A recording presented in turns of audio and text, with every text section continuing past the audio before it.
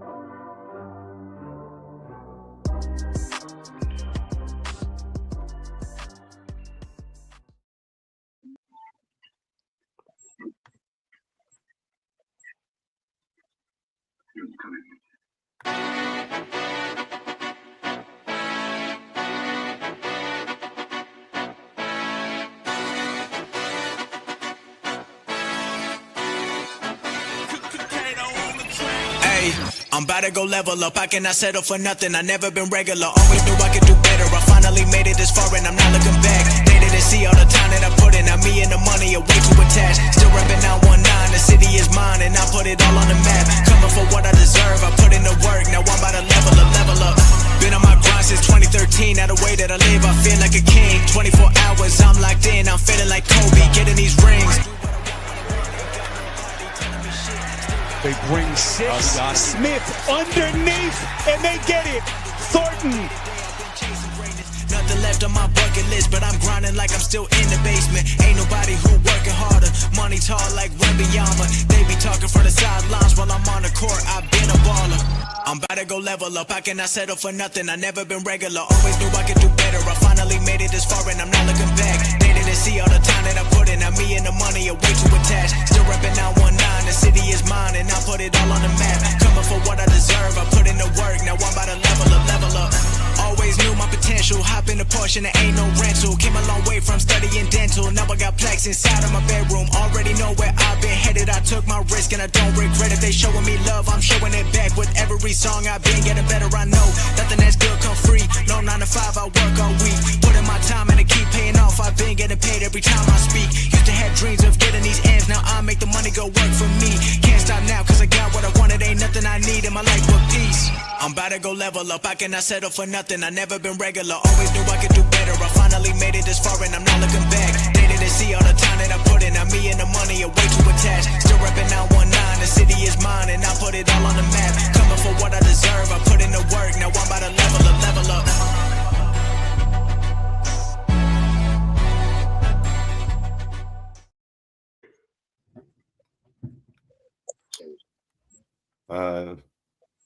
What the fuck? Salute Raider Nation. Appreciate you all showing up. Salute to the chat, salute to the mods in the chat, salute to everybody here on the panel. Let me fix this shit real quick. Just gonna ask you about that. There you go. All right. Salute to everybody here on the panel. Salute to Mike and Harvey and the other people that'll be showing up here in a little bit. Really do appreciate all you guys. If you guys want to give a shout out before we get started, feel free to get started. Yes, it's the #1 Raider stunner. What? Salute Dustin. Salute Tech. Salute Secton Raider White. And salute the Rudy out there watching. And I also just want to say this. To all you haters out there talking this and that about Dustin, stop talking about him. Because no matter how much you talk about him, remember this. Learn to like it. Learn to love it. Diamonds are forever. And so is Dustin White. Woo! There you go. Okay. This guy, man, never fails. I can't follow that, man. Salute to everybody in the chat and on the panel. That's all I can say after that. Nice one, Harvey. That was bad. And salute to you too, Rudy. All right, so we're going to talk about a few things here tonight. We'll end up going into Mike McDaniel's. If the Raiders are still interested in him, which there's reports indicating that they're still interested in him because he hasn't signed with the Chargers. He's supposed to sign with them if he doesn't get a head coaching job. So he hasn't signed with them. There's reports indicating that the Raiders are still interested in him. I don't think that they're going to get him. I mean, I want to be disappointed if we got him, but I've said it and I'm going to keep saying it. If and I'm probably going to change my picks, dude, before tomorrow, because I just have this feeling like if Davis Webb can find a way to win the game tomorrow or this weekend with frickin' Stenham. Do we have games on Saturday this weekend or no? No. No, back on Sunday. So if he finds a way on Sunday and he beats the Patriots, man, I'm telling you, I have a strong feeling the Raiders are going to try to hire Davis Webb because I'm just going to be real, man. Like, I feel like the only job Clint will go to is the Bills. Like, I don't think he's going to come to our team, man. And this is why I told you guys about why I don't feel like we would end up hiring Jesse Minster in the end. And I felt like Jesse Minster would go to a team like the Steelers or the Ravens because I said they have a roster already intact. They already have a squad. They're only going to move around a few people. They're not going to expect him to bring the whole entire squad. I told everybody the whole time, who is this squad? Nobody knows who the hell his squad is. They don't know who the depth of his players are. He comes from Harbaugh's deal. I said straight up, this guy's going to get burnt by us twice a year, dude, if he played in gyms. And I feel the same way with Clint. The more and more I keep looking at Clint's deal, I feel like who's his squad, who's his people. If he goes to the Bills, they're already got offense and defense coaches. Like he's going to add his few people, but he's not asking to fill the whole entire team. If Mike McDaniels comes here, he can do that. He can fill a whole entire team offensively, defensively. He actually has a really good defensive coordinator in frickin' Anthony Weaver. I mean, he's pretty damn good defensive coordinator. So it's not like the guy don't know how to bring a squad here. But I've also said that Davis Webb squad is pretty freaking good too. He has a lot of connections. He's he's pretty dang good. As a coach out there. I would just say at the end of the day, nobody's going to know what somebody's going to do until they go do it. You know, we can always have the negative insight of, hey, the guy hasn't called plays or he's only been here for a few years. Like, I get that. If it was a coach that came in out of college that was trying to just learn football, that'd be one thing. But a kid that played all the way his whole entire life, and he was obviously good enough not only in college but to go to the NFL. You know what I mean? So it's not like the guy didn't know what he was doing. There's a difference. See, he didn't try to go play out his whole career as a backup and just try to do something, pretend. He wasn't trying to pretend. He wasn't going to go sit on the sideline and pretend to be a quarterback. He said, you know what? I'm only as good enough to be second best. I just don't want to be second best, man. I'm going to pull out of my NFL career and I'm going to pursue fucking coaching. And the second that he's done that, he's done nothing but just take the fuck off. And I've said it, there's a lot of people that's done it. Brian Leftwich, everybody was wanting us to hire him just a few years ago with the Bucks, dude. And the guy, I told you guys he was garbage though, but besides that, he was still a good coach. You know what I mean? Then you got people like Josh McCown that's doing it right now over with the Vikings and stuff. So there are coaches that will do those things and be good at it. He's good, man. There's no denying that. There's no denying that. I think at the end of the day, when you're sitting here looking at it, like, why would Clint come to us? Like that's all I think about. Why would he come to us? You can offer him a quarterback. You can offer him things. There's a difference. Can you offer him Super Bowl right now? Can you offer him Super Bowl next year? You can't. You can't even offer him a playoff fucking spot. You can't even offer him a playoff spot. You'd barely offer him a fucking 500 team at best if he was able to coach it out. And maybe in 3 to 5 years, he might be able to make that spot. I'm not going to argue that. But why wouldn't he just go back to Seattle? Why wouldn't he just go sign back with Seattle and be right the fuck back in the playoffs and Super Bowl probably next year? And they'll probably go and win next year. If they get another receiver, somebody in the outside, somebody that can help that team, they'll probably become a better team. Like, all I'm trying to figure out is why would he go give up his position of where he's at if he's not landing the Bills job, which is probably still the only, outside of the Steelers, but I don't know if he's over there. I've heard McCarthy's favored over there. Brian Flores, Shula, I've heard multiple people are favored over there, you know? So, I just I don't feel like Clint, dude. I mean, Jesse passed on us for the Ravens. There's multiple reports indicating that the Raiders were going to try to pursue him while he was here with us during the interview. But he told the Raiders right away that, hey, I'm going to come here. I'm going to take the interview. But my priority is the Ravens job. And if he didn't land that job, then he would fall back to the Raiders. And obviously that didn't pan out. He went over and got the job. So, I mean, I just feel like, why hasn't you think the Baltimore, excuse me, Dustin, you think the Baltimore Ravens offer them more money? I think the Baltimore Ravens is better offense, defense, and organization.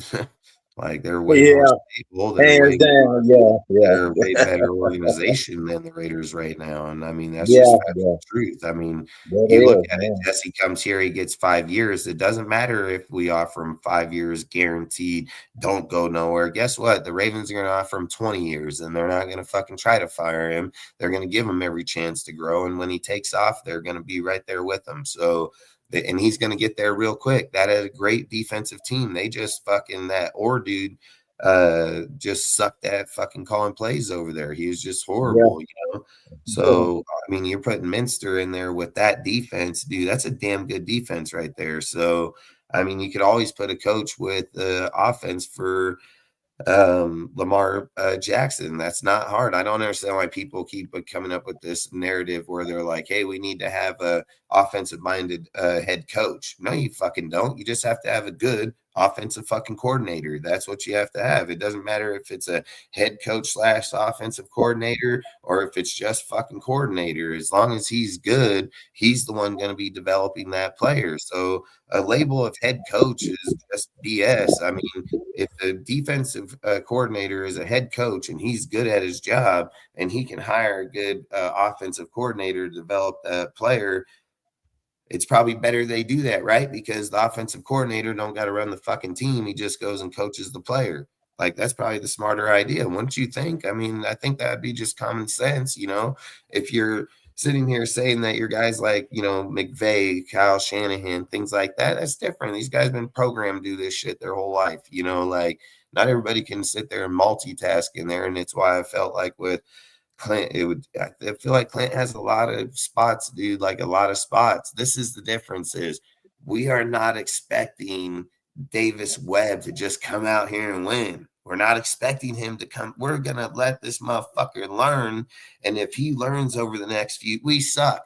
We just fucking suck. So what's it matter if we suck and he tries to be a better coach and becomes a better coach, you know?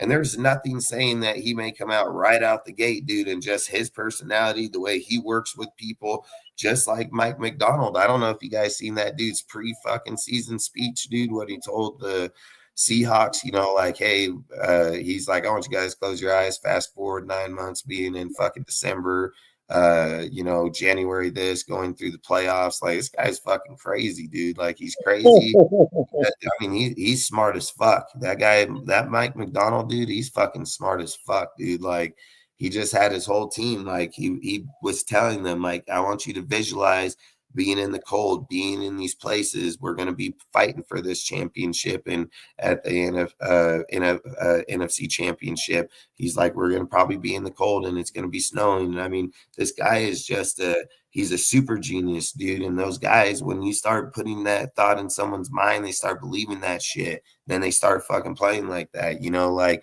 that. Sometimes it's just a person motivating you that puts you in there versus someone always yelling at you and just bringing you down the whole entire time. You know, like the motivation's what uplifts people and want to try and be phenomenal and try for those exceptional pass or catches, even when they're getting paid $40 fucking million a year. You know, like there's a lot of deals in there. And I've always said good coaches bring good players and then they bring good organizations. I mean, it's just factual truth, you know? So I think in here, I'm going to keep standing on Webb, man. I don't care. I'm going to stand on Webb. If they don't hire him, oh, well, it doesn't matter if they get Kubiak. Tomato at the point. I just feel like Webb would be the guy for us for the future. I think too many people get too hyped up, just like I'm going to talk about Fernando real quick. Before we get into McDonald and all of them. But so there's a lot of people like out there that, you know, keep trying to compare Fernando to Joe Burrows. Like, you'd have to be an absolute idiot if you feel like Joe Burrows and Fernando are anywhere fucking close. And I don't care about where people say where the team look at, he had Justin Jefferson and Chase, Jamar Chase.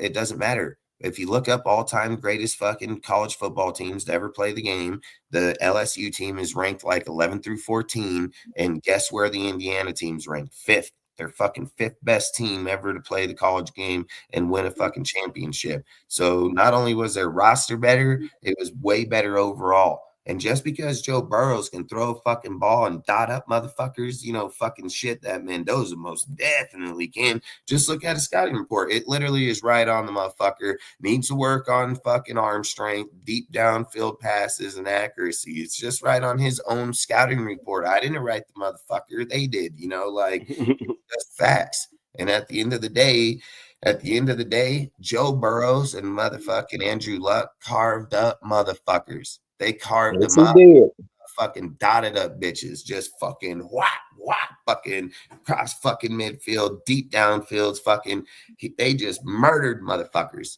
And we're throwing like a hot knife through butter. Like him, get the fuck out of here. Get the fuck out of here. He couldn't even hold his fucking clipboard when it come to them boys lighting up the middle of that fucking field. He ain't even in the same category. He'd have to go sit on the bench. He'd have to sit on the bench we might need to look for a backup that can throw down the middle of the field like that. And that's just factual truth. And here's another factual truth for all the people out there that keep sitting there implying, people keep saying the 5-star bullshit for Indiana. They say, well, they don't have no 5 stars, man. They just have 4s and 3s. All right, you might be right about the 5-star deal, but this is where Cignetti just smoked the fuck out of the whole entire college. He didn't give a shit about 5-star recruits. You know what he cared about? He cared about getting seniors and juniors that had experience in the motherfucking NFL or in the NFL, in college. And he built a man's team. He built a motherfucking man's team in Indiana. And there were all kind of motherfucking reports that indicated that, hey, man, these motherfucking Indiana over here is men amongst boys. Men amongst boys. Like how they matched up against players all year long. So they can use a 5-star recruit shit. Nobody gives a fuck about that. What do you have? Yeah, it's like that. It's like their head coach always, it's like in a way, he always preaching these are the things that change boys to men. You know what I'm saying? Yeah, it's facts, dude. It is facts. There was a deal right here that said, it says right here in this article, it says multiple sources. It said multiple sources from, damn, I didn't even know. Oh, fuck.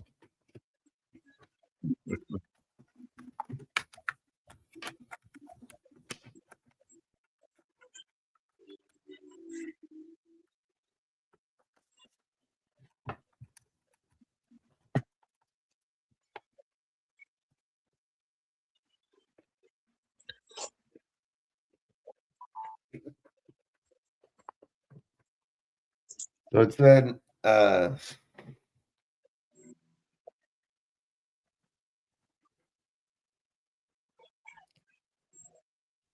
said, multiple sources from late 25, early 26 covered highlights. Coverage highlights their average player age of 23 years old across the roster. This has been widely discussed in the media, often comparing it to an NFL team for contents. The Green Bay Packers, one of the younger NFL rosters, average around 25 years old.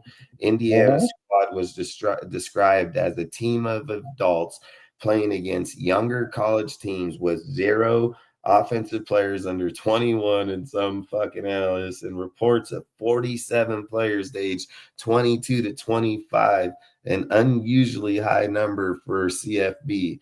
Some variations is reporting put the average at approximately 22.5 to 23 years old, or even 21.9 in one older claim, likely for starters for a miscellaneous deal much, but the consensus for discussion, that's the guy fucking. So you're talking about 25, you're talking about 23 years old, 23 years old, average college player.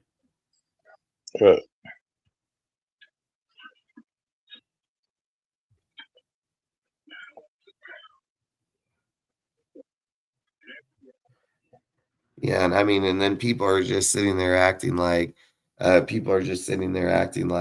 oh, Mendoza, they just did this deal. He had no 5-star recruits, all this shit. These guys just talk out their ass. I mean, at the end of the day, Mendoza is we're not saying that he's a bad player. I'm absolutely not saying that.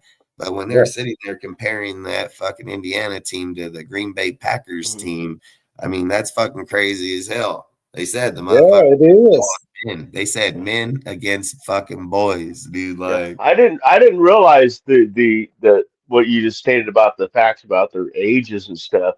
I just always thought, because it was brought up on a chat earlier today where there's somebody was saying that Indiana had no elite players, and I chatted back saying, yeah, they not have elite players. They got a rock. They have solid, with in capital letters, solid players throughout the roster.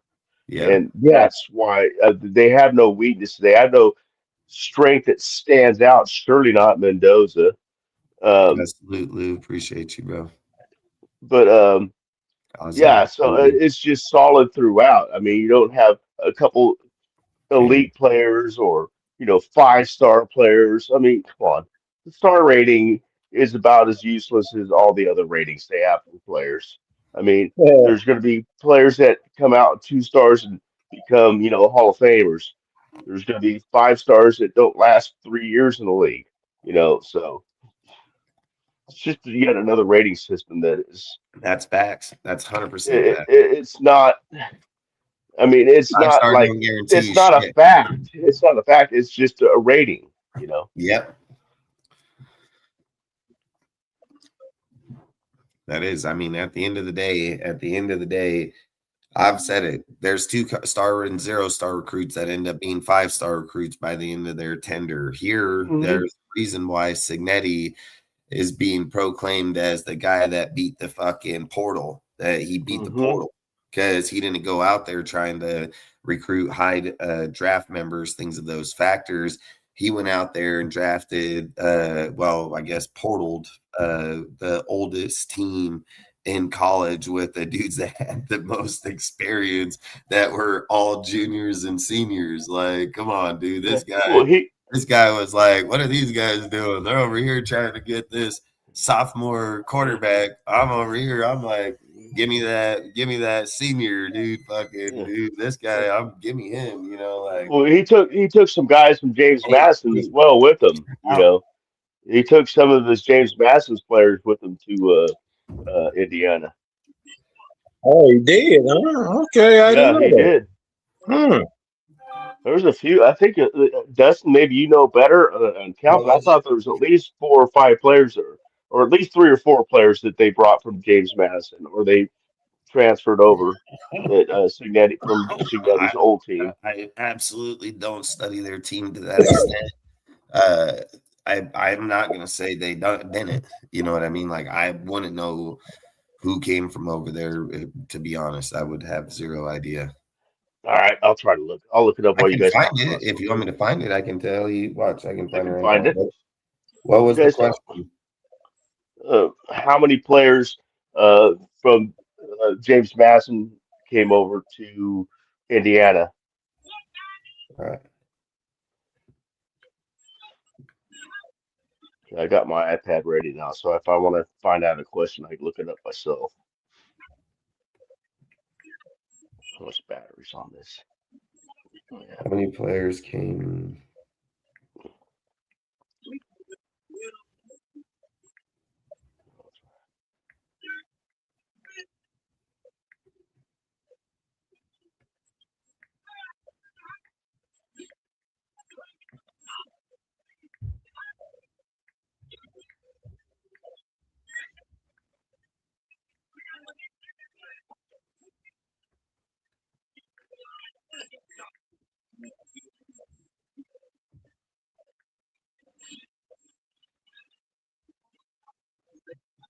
I got it. I got it. No player. Right around here it says around 13 players from James Madison Yeah, it University said followed head transferred coach in India. Kurt Signetti to Indiana University for the 2024 season, forming a crucial core. Yeah, 13. It said 13 players from James Madison transferred to Indiana at the time. Sources often highlight the impact that groups with terms like Magnificent Seven, referring to the core contributors who Surratt was one of them. remained and played key roles in Indiana's undefeated 25-26 national champion run. Players like linebacker Aiden Fisher, wide receiver Elijah Surratt, back D'Angelo Pound or Pons and others. Some of the key players. Aiden Fisher, linebacker, Surratt, wide receiver, D'Angelo Pons, quarterback or cornerback, Keelan Black, running back, and others up to the full 13 announced. Christmas Eve of 23. So they made that jump in 24. Right. Yeah, that's when Signetti came over to Indiana. 24. Yeah, but nobody else came in 25. Well, I didn't say they came with what they're still playing in No, I'm 25 just though. saying. I'm just saying that the core of his team came with him when he made the jump. Right, exactly. That's what I was saying. That he brought some players with him from James Madison when he came over, and they're still with him, and they're some of the big names, three of the biggest names. They fucking told. They told fucking. I thought Becker was on that They list told too. Fernando Mendoza that he has to declare this year because there ain't nothing he's gonna do coming back. Crazy. They told that fool straight up. I mean, that's why they call it depth, man. That's why they call it depth. They call it depth for a reason. Oh yeah, and the running back Black came over from there. Yeah. I didn't realize there was that many. I knew there was more than a few, but I didn't know it was that many. I mean, fuck, 13 is a whole entire fucking. Yeah, over half your starters. A whole side of starters. Can you close my door? Get out, dude. Let's go. All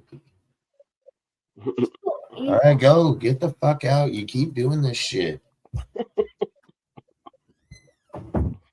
She does this. I'm laughing because my kid's grown up. Yes, this kid does this. She does it all the time. She gets so annoying, man. Yeah, you gotta love her. I do love her, but she's still annoying. Yeah, I know. Yeah, I understand. Like I tell her all the time, and then she just does it. I hear her mom yelling at her to go do something, and then she comes open my door and just stands. And then she tells me, "Can I turn on the light?" Hell no, you turn on the fucking light. Why are you trying to turn what the hell if you just lock the door? Yeah, you gotta put it like one of those on air lights. Daddy's girl. Outside your door. They all of them are daddy's girl and daddy's boy, man. Like everyone. Yeah, bro. Boy, just lock the door. That's what I would do. Just lock the door. Nah, I let them in. I mean, even though I tell them get the hell out, I mean they can still come in here. I just don't. But look, I don't care if they come in here. But there's a few reasons why I don't want them in here when I go live. One, they have their tablet in their hand, and if their tablet is playing any type of Disney, any type of song, it'll copyright my video that fast. Yeah. They don't give a fuck. It'll copyright the whole video. So I can't do that. I'm not going to sit here for 2-3 hours talking and my video just get fucking blanked. I absolutely am not doing that. And then, like I said, they'll come in here and then you'll tell them, all right, you can come in here. And then next thing you know, fucking, I mean, shit, all hell breaks loose. These guys will be fighting, yelling, fucking, I can't see the tablet. Why they're sitting right madhouse. It's a madhouse. It's a madhouse, Dustin. It is. All right. So look, they're basically rumors. On the fact that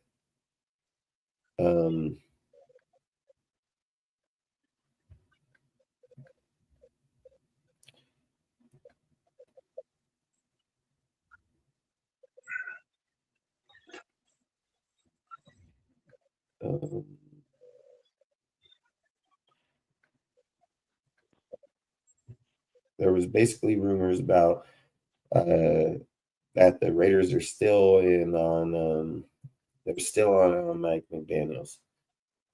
So they said until he signs a contract, obviously he's still looking for the head coaching job.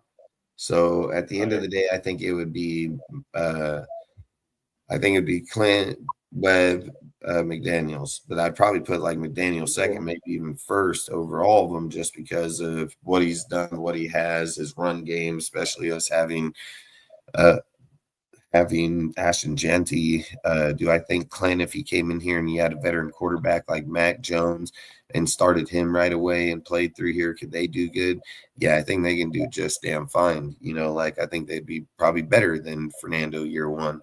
But long story short, if they go with Fernando and Clint feels he can play him, then great. I don't have no issue with it being Clint, and I don't have no issue being Fernando. What I do have an issue is that Clint has a way higher chance of failing. He has a higher success to fail with the rookie not ever training one. And I keep telling you guys, well, I don't know why the fuck people don't pay attention, but go look at the Saints game, dude, after they lost Derek Carr.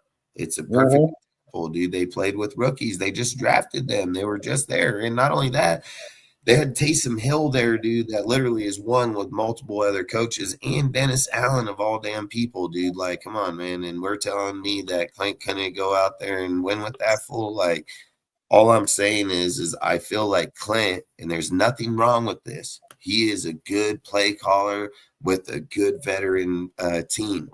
Even Josh McDaniels, he helped develop Tom Brady, at a younger age, but he stayed with them the whole time. So there's a big difference. He went with them from whenever he was young as fuck all the way till he was old, like he was with them the whole entire journey, man. So big difference. Clint ain't. Clint's not. Every deal has been to players that got veteran deals. So I'd be a little worried. I've said it. I think Webb, and I don't even care if you get Clint, even if you get somebody else, I think he would be a great developer for Fernando. He's already done a good damn job with Bo Nix. And if you're getting Cliff Kingsbury, if you do, I'm not saying we will, I'm just saying if you do, you're going to have probably the best quarterback developer in the NFL over there as an OC with no responsibility but taking care of the team, while Webb is help developing Fernando. So I'm telling you, it just seems to be the best deal. We're talking about getting Carl Scott for his fucking defensive coordinator for Clint, when we can get Jim fucking Leonard or somebody of that factor, Denard fucking from the Titans. Fuck, we can get we can get that Al dude fucking Al what the fuck is his name?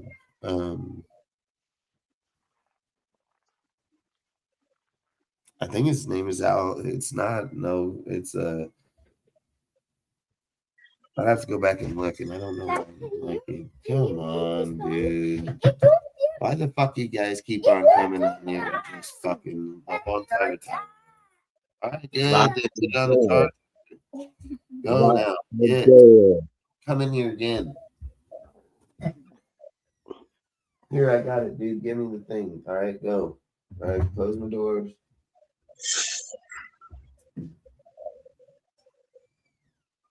Thanks. So, long story short, they freaking I would think the better staff for the development would be with them, but now you're talking about adding Mike McDaniels to the conversation. That's where I think he automatically goes to first, if I'm just being honest, because he's already been an NFL coach. He knows how to work with young people. When he went to Miami, he smoked Clint's fucking offense, dude. He fucking went to Miami. He was sixth best in year one, and he was first best in year two. Like, his offense is one of the best, if not the best, in the NFL when he's running on all cylinders, So I think at the end of the day, Mike, there are certain things that's happened, and this happens in all organizations, man. It's just who can deal with it, I guess, more better at the end of the day. I would say, for me, if Mike was an option, I don't know how you don't put him above everybody. He has the best run game in all football. And we're talking about Ashton Genty going against the Chargers against Jim Harbaugh, but we're going to let him go over there with Jim, right? Jim, obviously one of the best run games in all football. And here, come get your shit. I don't want it. Fuck you, come give it to me for, and then just run off. Yeah, close my door here. Fucking just walk in here, give me your close my door, man. Come in here, give me your toothpaste, and then just fucking brush and toothpaste and just walk off. It was crazy, man. I fucking like if I'm brushing my fucking teeth, you know. They're fucking with you. Yeah, I'm telling you, man. This is how they get. Once they start, dude, it's on. It's on, man. That's why you gotta have patience of a saint, Dustin. Dude, I gotta get up and fucking karate kick. What? Motherfucker, what's up? Patience of Job. Yeah. Shit, Thank God I don't have that problem. I don't care. It don't really bother me. But at the I end of only the had day, one. I only had one kid. She's grown now, though. yeah, I got 4 of them. And I'm really good at roping, so I can rope them all on the run.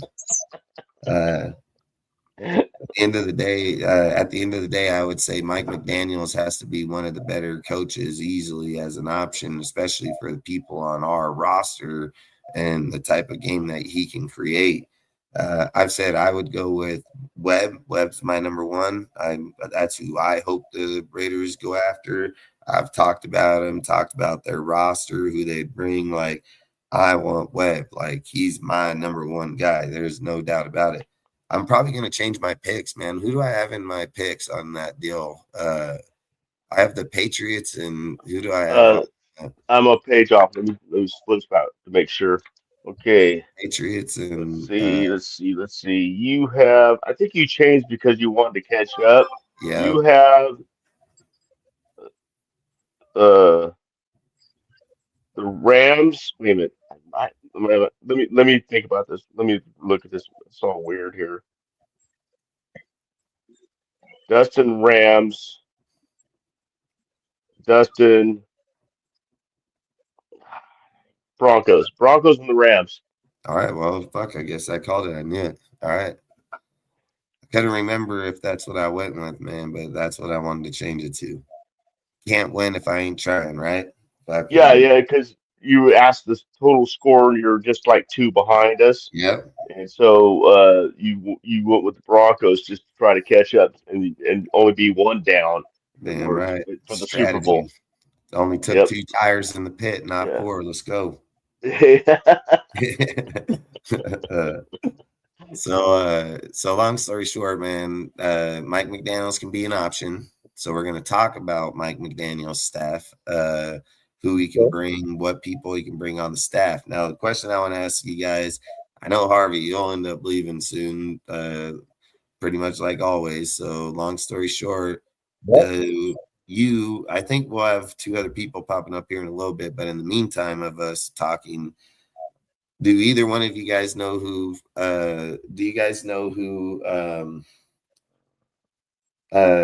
Anthony Weaver is? No, just that you mentioned he was defensive coordinator What about a Frank little Smith? while ago. Do you guys know who Frank Smith is? That name sounds familiar, but no, I don't know who he is. No, No, I don't really know. I don't really know Smith assistant coaches is on other teams. I really don't know any of them except for maybe Frank Smith is basically an offensive coordinator / like quarterback coach. He knows how to develop and he knows how to do. He's pretty good, like an assistant offensive coordinator, because obviously Mike McDaniels will be calling the offense, but he's a pretty damn good coach, long story short. He knows how to develop quarterback. He knows how to scheme plays, everything. Like, he's a pretty good coach. I will read about some of these people just before we go into like a Q&A. I do have, because I figured you guys probably wouldn't know who they were. So yeah. Basically, the only assistant coaches I know on other teams are ones that we've interviewed. So I looked them up to find out who they were.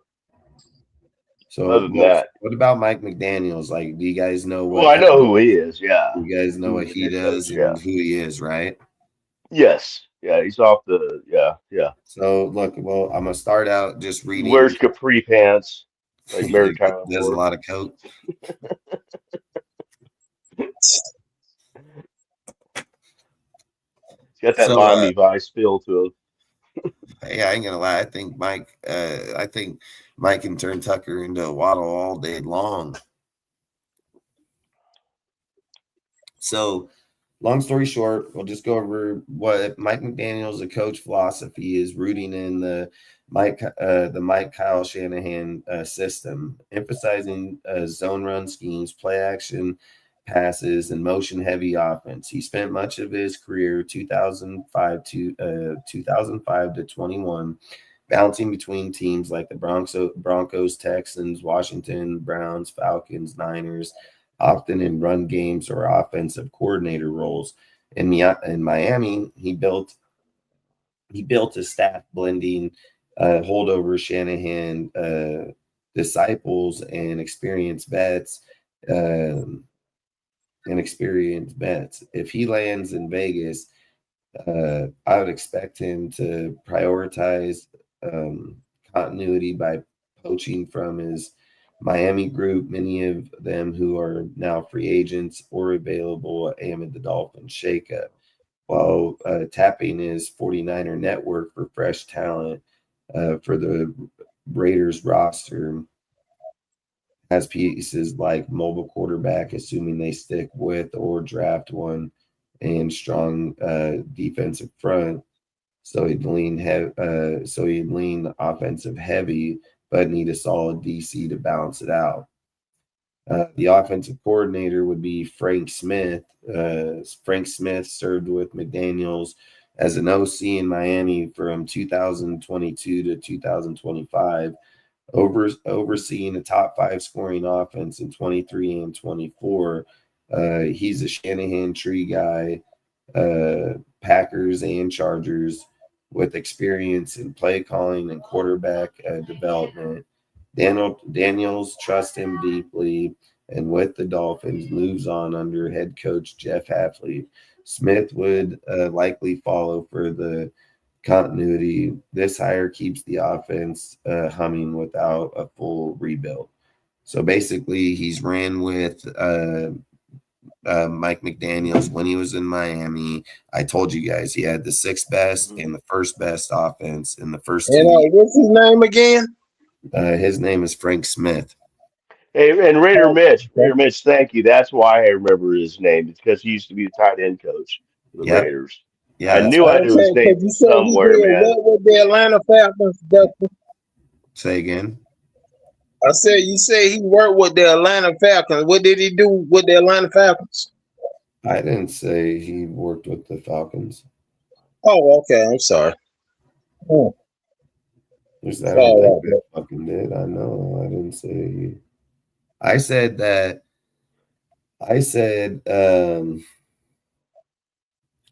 Mike McDaniels worked with the Atlanta Falcons. Oh, okay. Okay, yeah. And what did he do with the Falcons? He was a run game coordinator. Like he worked for them. I remember him now. I remember him. Yeah. I remember by Anderson. Yeah, he went through a lot of deals over there. And like I said, these guys had the number 6 and number 1 ranked offense in the first 2 years they were there. And the 24-25, they fell off due to the fact that was when Tyree was doing all that dumb shit, getting in trouble. Then we had Tua saying he couldn't see Waddle over the fucking middle of the field because he couldn't see over the line, and he was disappearing between the receivers. They had just a bunch of crackhead shit. They probably all got on one in the bathroom, and someone dropped someone's shit in the toilet, and next thing you know, these guys are just pissed off. I mean, and it was like that the whole entire time. I mean, now you got Tyreek wants to go to the Falcons. Tyreek Hill. Yeah, Tyreek Hill. Really? Yeah, he wants to finish his career off in the Falcons with Stefanski. He said he wants to go home. And finish. Yeah, let him. Yeah, bye. Fly away. All right, so Anthony or Frank Smith is, like I said, he used to be tight ends coach, wide receiver coach. Like I said, he's really good, man. There's no doubt about it. He's really good. Defensive coordinator, Anthony Weaver. Weaver was McDonald's DC in Miami for the 24-25 season after stints with the Ravens and Texans.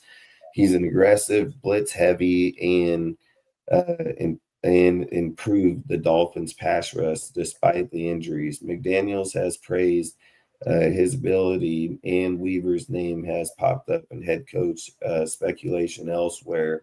Ravens, if not, the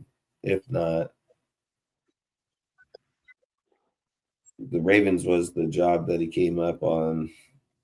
But I wrote this next deal, but he's already hired. My 2 cents. overlapping the cycles. Basically, be a tough man coverage scheme to complement the Raiders' edge rushers like Max Crosby. The pass game or the quarterback coach, pass game coordinator, Wes Welker. Wes Welker was with McDaniel's wide receiver coach in Miami 22 to 25, and the Niners holdover before that. As a former Pro Bowl receiver, he's excellent at route concepts and quarterback wide receiver chemistry, key for whoever the Raiders have under center. McDaniel's offense thrives on timing and precision, so promoting Welker or bringing him along makes sense. Alternative is a young riser like Clint Kubiak style player.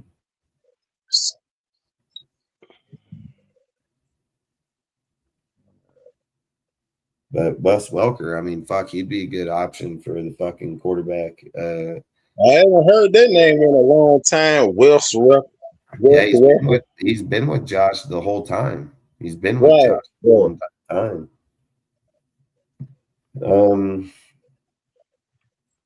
So what is this? This is the running back coach, run game coordinator, Eric Studesville it's Studesville. I mean, I don't really know if I'm pronouncing that right. Studesville held a role under Mike McDaniels in Miami and has Bronco ties from the Shanahan era. McDaniel's run game is his calling card, think outside the zone, misdirection, and help develop backs like Raheem Monster into stars. He's a veteran who'd stabilize the Raiders' ground attack, especially if they add speed versus free agents or the draft. Offensive line coach would be Butch Berry. He was with him in 23 with the Broncos and the Niners. He's been with nothing but good ass. Berry's was McDaniel's O-line coach in Miami starting in 23 after time with the Broncos, the Niners. The Raiders line has been inconsistent, and Berry's zone blocking expertise would fit perfectly. If unavailable, McDaniels could reach back to his Niner days for some like Chris Foster. So if you can't get Butch Berry, he would go back to the Niners and get Chris Foster off of their Danny Crossman would be their special teams coach. Miami holdover from before. He was basically been with them the whole entire time, stuck around through the 25 and delivered solid units. Daniel isn't a special teams guru, so retaining a reliable vet like Crossman avoids headaches. So he would go with him.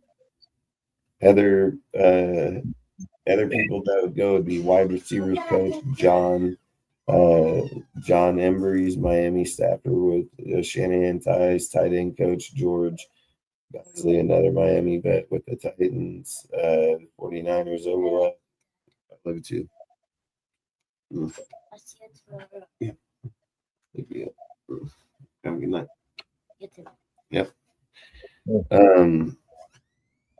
Tight ends coach Greg Godsley, another Miami vet with Texas Niner overlap. Linebacker coach could be poached from the Niners like Johnny Holland, which is another up-and-coming guy on the Niners squad over there. He can bring him over to us. Strength and coordinating, he doesn't have one. So basically it just said if he was to get McDaniels likes to emphasize on speed and conditioning. So I think he would be able to look for somebody of that factor.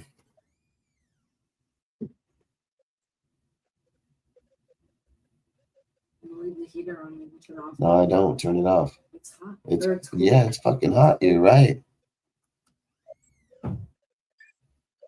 They do this shit all the time. They just turn that motherfucker on and exactly. Like It feel like 400 degrees or something. this motherfucker will be just roasting up in here. You know, like it's just roasting. Oof. Shit's crazy as fuck. Yeah, it is. All right, so I'm gonna walk in here and grab something to drink real quick, and then I'll be right back. Just give me 1 second. All right.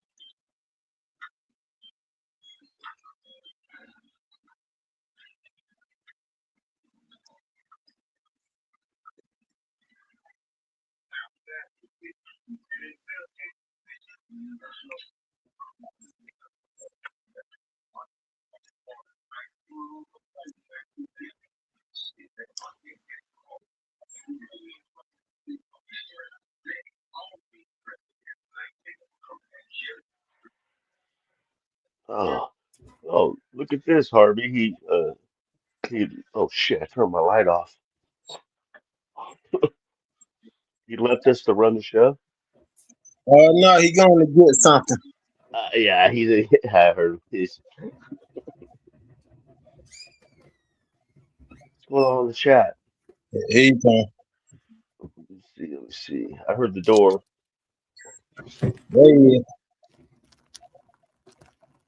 I got something to eat.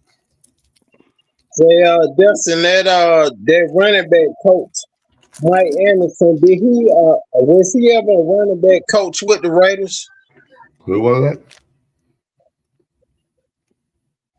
That Mike Anderson.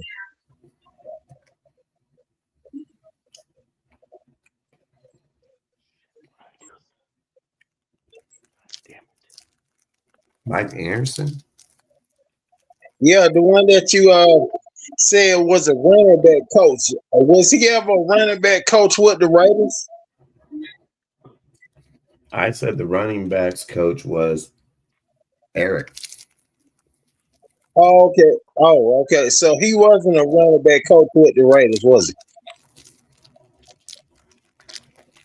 I said Mike McDaniel was the running back coach or pass game coordinator, whatever it was over there.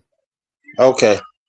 So did Mike McDaniel was he ever a running backs coach with the Raiders? No. Okay. Gotcha. Okay. I understand now. What guy are you talking about? I think you just said the name. Mike McDaniel. Yeah, like Mike McDaniels is the head coach that was for Miami. Okay, gotcha. And then he's been with Kyle Shanahan and then for most of the deal, but he's passed all over teams. Like I said, he went to the Falcons, everything. Mike McDaniels went to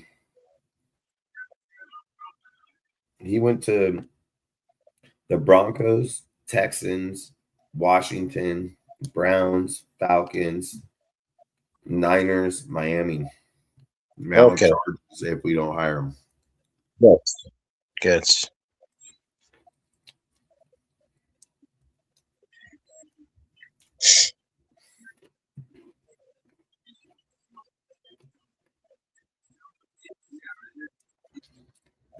So we'll go through some questions and we'll ask if we don't know something about a defense or offensive coach, we can just pass the question. I'm not too worried. So Raiders went after Mike McDaniels. Do you guys think Mike McDaniels is the most creative offensive mind the Raiders have ever seriously considered this year? You can go, Mike. Is that the most experienced one that they've interviewed this year? Is that what you're saying? Creative. Is it the most creative, serious? Okay, let me read this again. The most creative offensive mind the Raiders have hired in the last 20 years. Okay, last 20 years. Yes, I think so. Oh shit, John Gruden would have to. John Gruden would be in that 20 years too. So, damn, I prefer John Gruden's as far as I'm concerned, in my opinion, over his as far as creativity and all. Yeah, just his mindset. That's my opinion. I guess the answer would be no. Harvey, what do you think? Well, I don't know I don't know pretty too much about me, Mike McDaniel, so I'm gonna pass on that one. I would say outside of Gruden, yes. I would say outside of Gruden, I don't know if there's a guy that has the run game pass as equal. And I'd almost say he's probably right there with Gruden in that fact, because Gruden has a good run game, but he don't have no Mike McDaniel's run game. So, I mean, Gruden comes up with good plays. Mike McDaniel's comes up with good plays. You don't become the number one offense in the NFL not having a good team, you know? So I would say it depends on what style you like more. Yeah, he runs the same style as John. Remember them style of offense as John Gruden. He just plays more off the play action. Off the, he runs the ball like motherfucker and then plays off the play action. And then he has people like over in Miami, he had people like Waddle and Hill. I mean, they just burn your ass right across the middle. So, but we also seen how that worked out. Once one of those players got hurt, it wasn't the same team. The team was really good with both of them. It wasn't as good without one of them. All right, then, Dustin. All right, set time, Raider Mike. Y'all be easy, okay? You have a good night, Harvey. All right, you too. So I would say probably just as equal, but I would put Gruden ahead. Does McDaniels play first?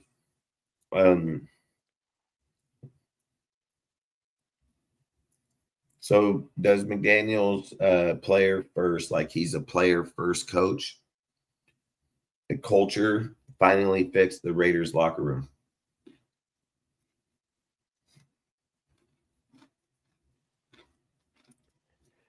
By players first, I'm assuming you're meaning he's like he makes the scheme. He makes the scheme fit the players he's got. Yeah, and he favors players. And absolutely, if that's what that means, hell yes. That's what I always. That's the kind of coach I want, to make the players fit the scheme, not the scheme fit the players, not the players fit the scheme. So absolutely, I think it would help the locker room if he's coming around different players saying stuff like, "Hey, man, what's your favorite thing to do in these kind of situations? What's your favorite thing to do?" Doesn't you give me your top 5 things you like in this? You give me your top 5 things you like in that.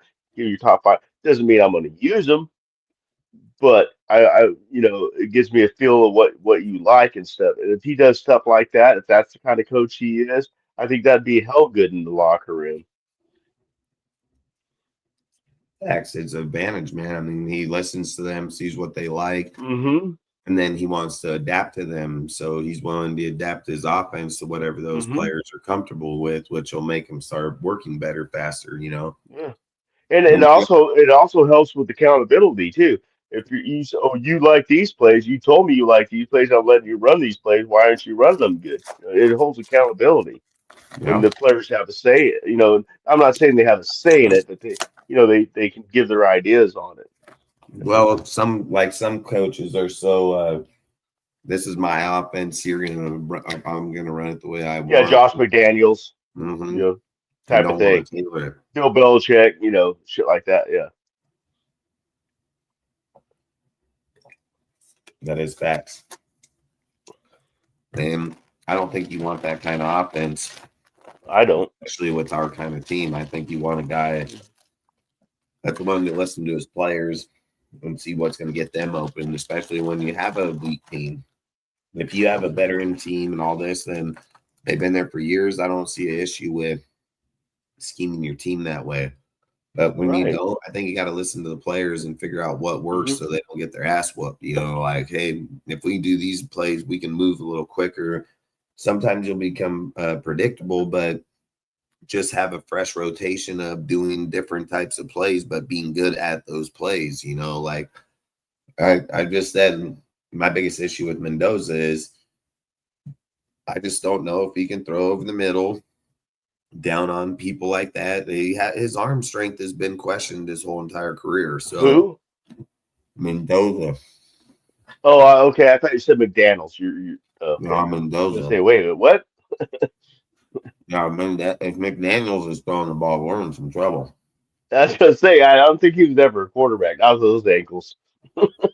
Now Mendoza, he just has. I'll just fucking with him.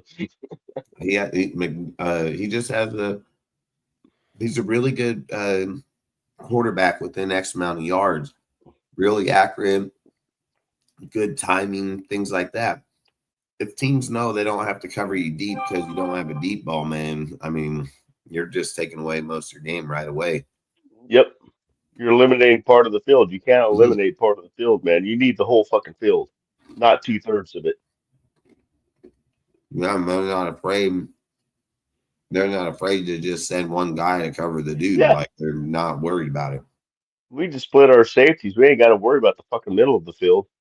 We just split our safeties and cover the corners, you know. Anybody that watched the Indiana game in Miami, he threw two passes that was behind his player. Becker. The guy just turned around and fucking made a miracle catch on both those plays. Becker. Yep. Made both those plays and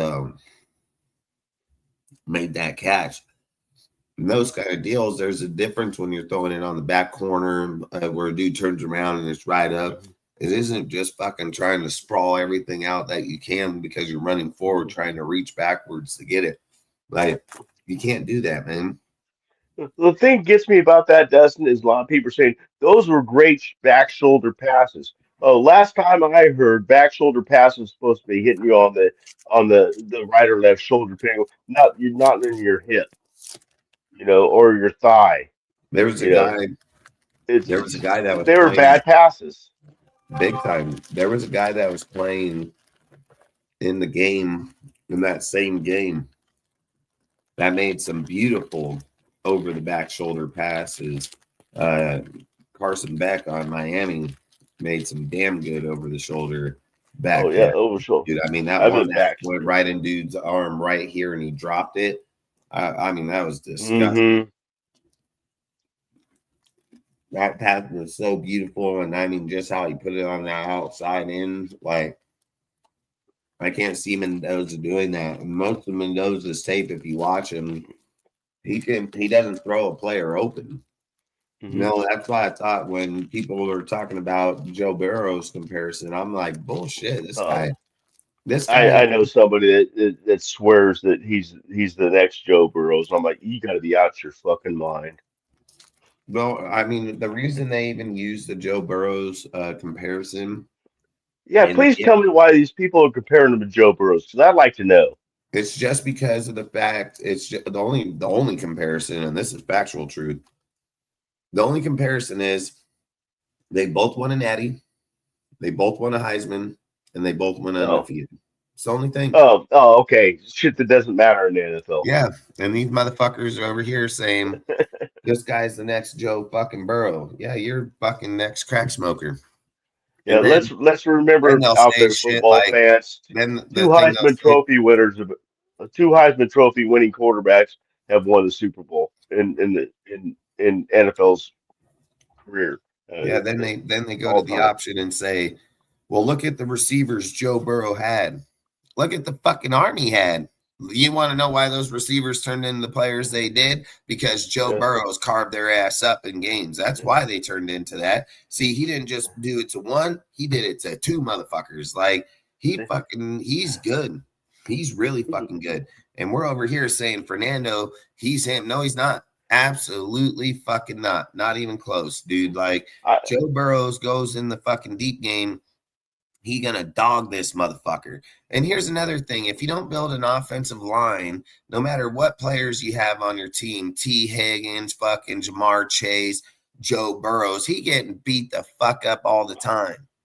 So if players don't fix the line or do something, he has been. Fernando's gonna get fucked up, and that's facts. And that's just factual truth. Joe Burrow is one of the best quarterbacks in the NFL, and he's getting fucked up behind that piece of shit O-line all day long. And he got great fucking players on his team. So, been sacked over 200 times. Yeah. See, this is the thing that I like to say is like some quarterbacks make wide receivers look good. That's Joe Burrow. Some wide receivers make quarterbacks look good. That is Mendoza. Yep. And I don't care if you call them elite or 5-star or whatever fucking title you want to put on. They're good fucking wide receivers. And then they had this Becker dude come out of nowhere that wasn't even getting played, that was making Pro Bowl type of catches in the NFL with Indiana on Mendoza's passes that weren't where they're supposed to be. And dudes doing fucking ghost of the post kind of catches in the end zone. When they're wide open in the end zone, he has to jump up 5 feet to fucking catch the goddamn ball in the end zone to score points. It's, come on, use your eyes, don't use your ears. And I'm talking about to our chat or you, Dustin.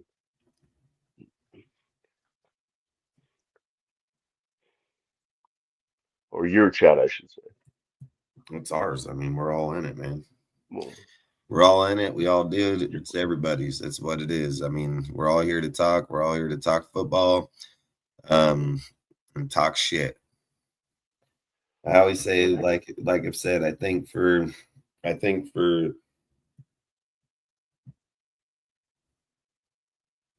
my bad, my phone just keeps going off. Yeah, what is Ozzy? I'm sorry if you said earlier or something. I didn't see it. Why can't you join the show, man? Tell him get on. He's probably over there spanking it, so he didn't want to hop on the screen. Don't come on the screen. Don't come on screen if you want to spank it. I told you the other day. I said, "Hey, he's over there watching donkey midget porn." That's right. The donkey did this. Oh. You're here to challenge him. He's going to show up. Just talk shit. Get the Diddy oil. The Diddy donkey oil? Fucking eel. I wish I had a fucking soundboard, because the minute he came in, I'd be like, eel.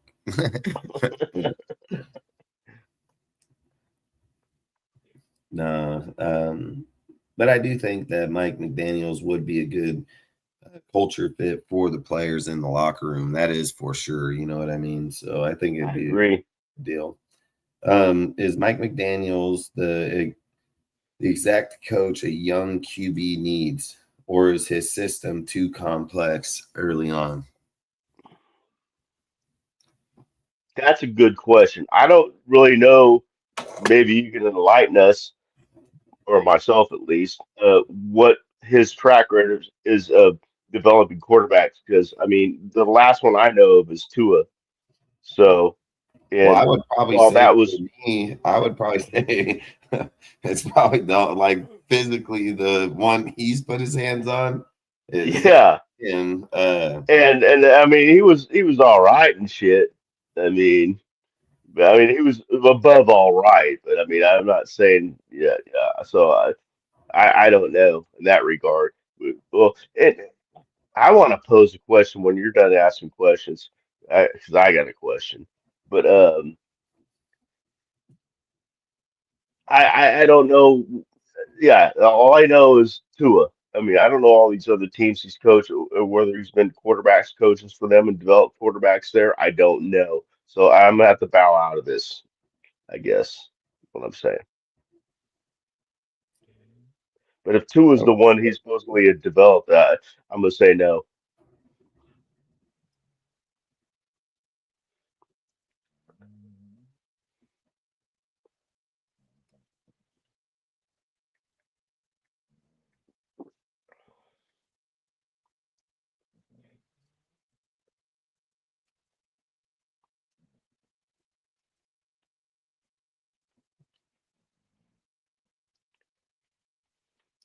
So they're basically saying Tua, Brock Purdy, Jimmy G, Matt Ryan, Ryan Tannehill. Yeah, Ryan was good. Falcons. I'm gonna say that was more Kyle Shanahan, but I mean, yeah, You think so? I see. I don't know. You got Kyle some kind of Shanahan was there. photographic memory that I just don't believe sometimes. I mean, I believe you. I'm not saying that, but it's like, how does he fucking know all this, you know, stuff? I'm assuming Mike McDaniel's was. I'm only assuming, okay, because what I'm assuming is he's a Kyle Shanahan guy, right? If they're trying to say that his development came with Matt Ryan, I would have to say that the development would have came in when it was with Kyle Shanahan when they took him to the Super Bowl. That's what I would assume. Get in here, Al. I'll find out right now.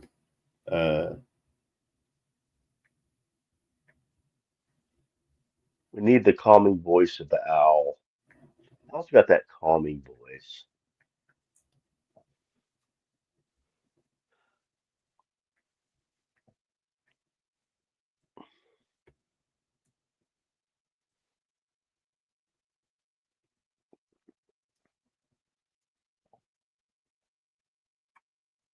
Yeah, so he was there with Kyle Shanahan. He was there with Kyle Shanahan. When Kyle Shanahan made him an MVP and Yeah, took him. so it wasn't so much Mike McDonald then. I mean, I don't know how they look at it anymore. If he's holding his Right, dick, right. Yeah, we don't know. I don't know if he gets the credit for holding his dick while he's pissing and the guy's telling him what to do. I have no idea. One hold the while he's pissing and the other one shakes it or Yeah, I something. mean they tell him that was a great dick holding right there. You want to be head coach? Jimmy G, I would have to argue that one. I would be like bullshit because Jimmy G was developed under Josh McDaniels, dude, when they had Jimmy G and Brissett over there fucking battling it out, dude. Like, I don't know if I'm gonna give him the credit for Jimmy G.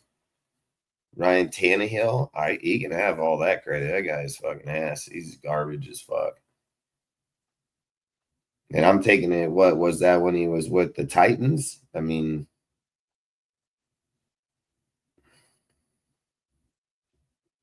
yeah, fuck, he was on the Titans too. God damn. I mean, this guy worked all over the fucking place. Yeah, you mentioned all the teams he was on. It's like what, 9 teams or something like that. Yeah.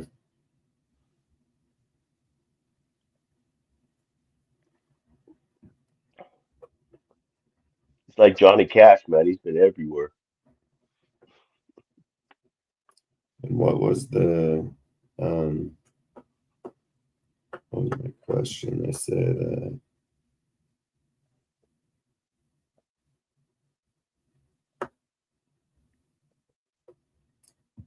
the exact coach a young quarterback needs, or is it a system?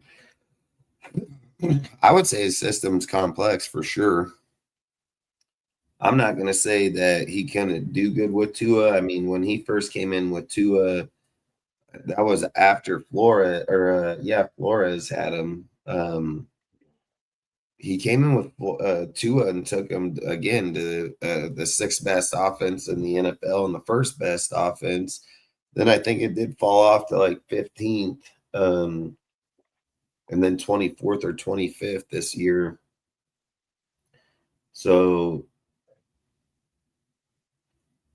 if we're asking it, would he be the Well, best? if he's got that, if they're saying stuff like he's got that technical system, that players don't pick up on easily early. It kind of reminds me of Josh McDaniels again.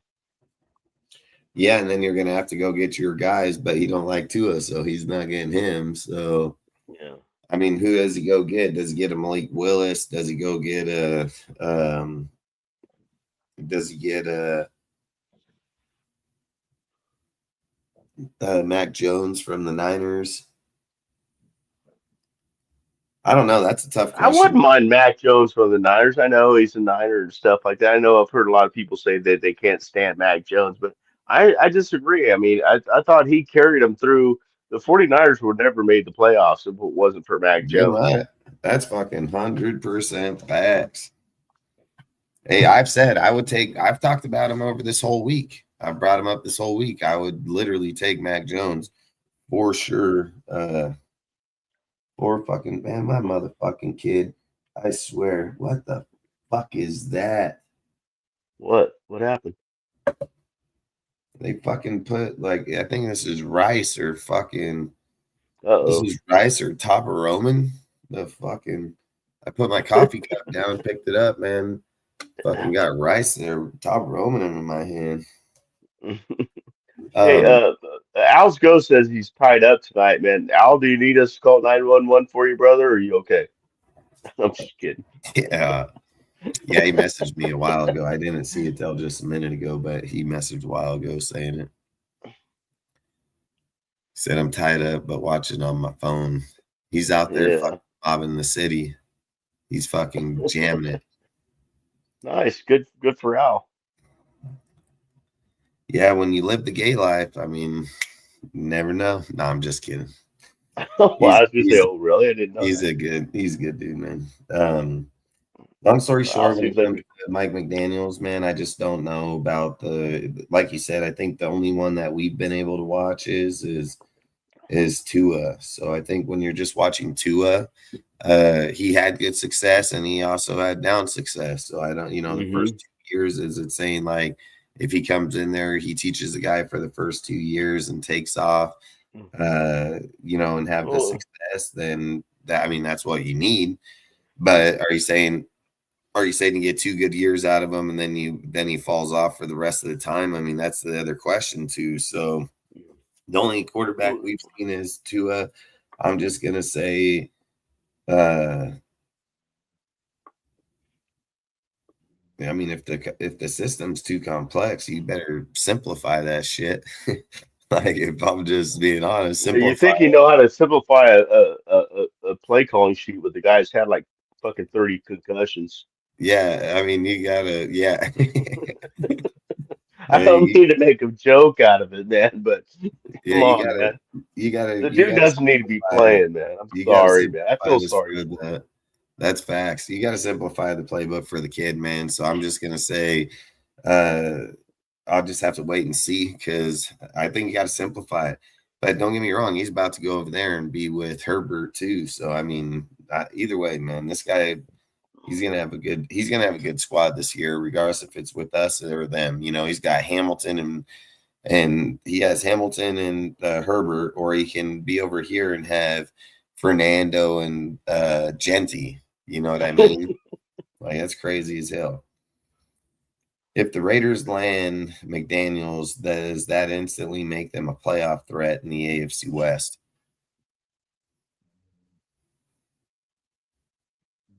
Oh, I guess I'm one here, so I guess I'm first. No, it doesn't. Not instantly. No, it might speed up it could speed up the process if he does get down with the players and bring his play calling if it is so technical like you're saying, that make it more easy to grasp. I mean, he's smart motherfucker. I mean, you can't deny that. But I don't think not the first year, not the first year. Maybe we start having some playoff hopes by the second year with him.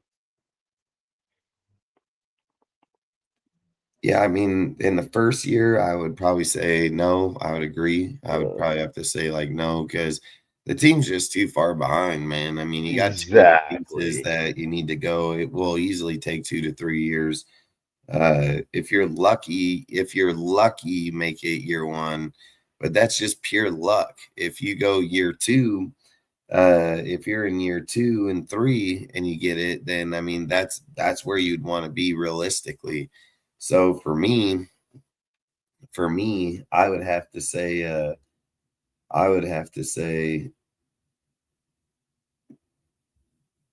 instantly no, year 2 or 3, yes. That's what I would say. Instantly no, year 2 or 3, yes. Because I just don't know. I just don't know. There's too many good That's fucking exactly where teams. I'm at. Yeah. Yeah, there's just too many good teams. And we'll have to see the first year to see in the second year, see how he Yeah, does get along with the players. That because we don't know yet.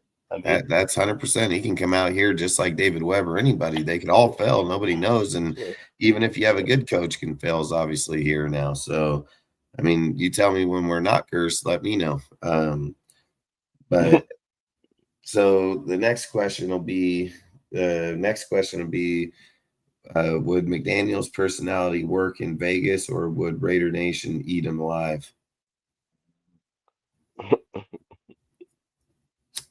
I actually think McDaniel's with his Miami Vice style would be just fine in Vegas.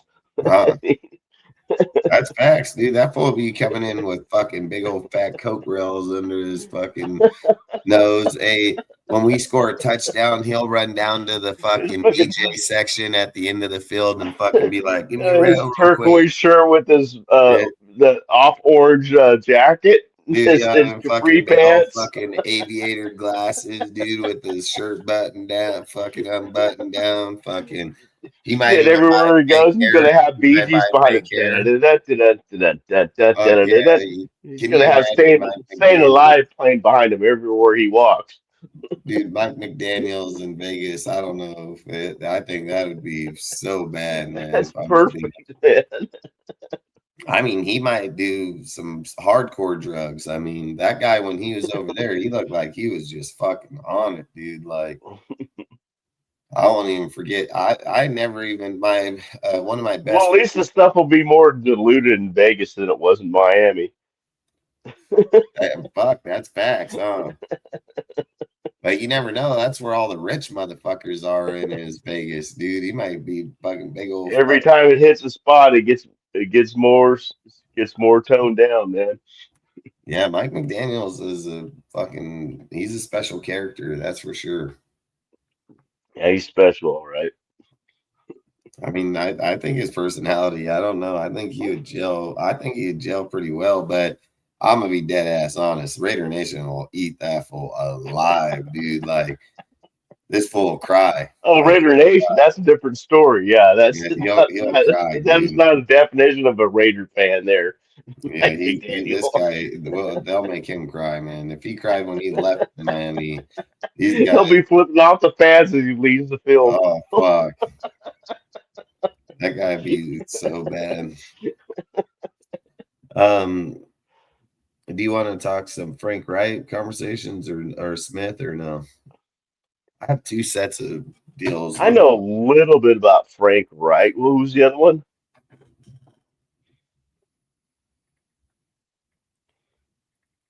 Yeah, because Frank Wright, well, he was just coaching with Stanford, wasn't he? Frank Wright,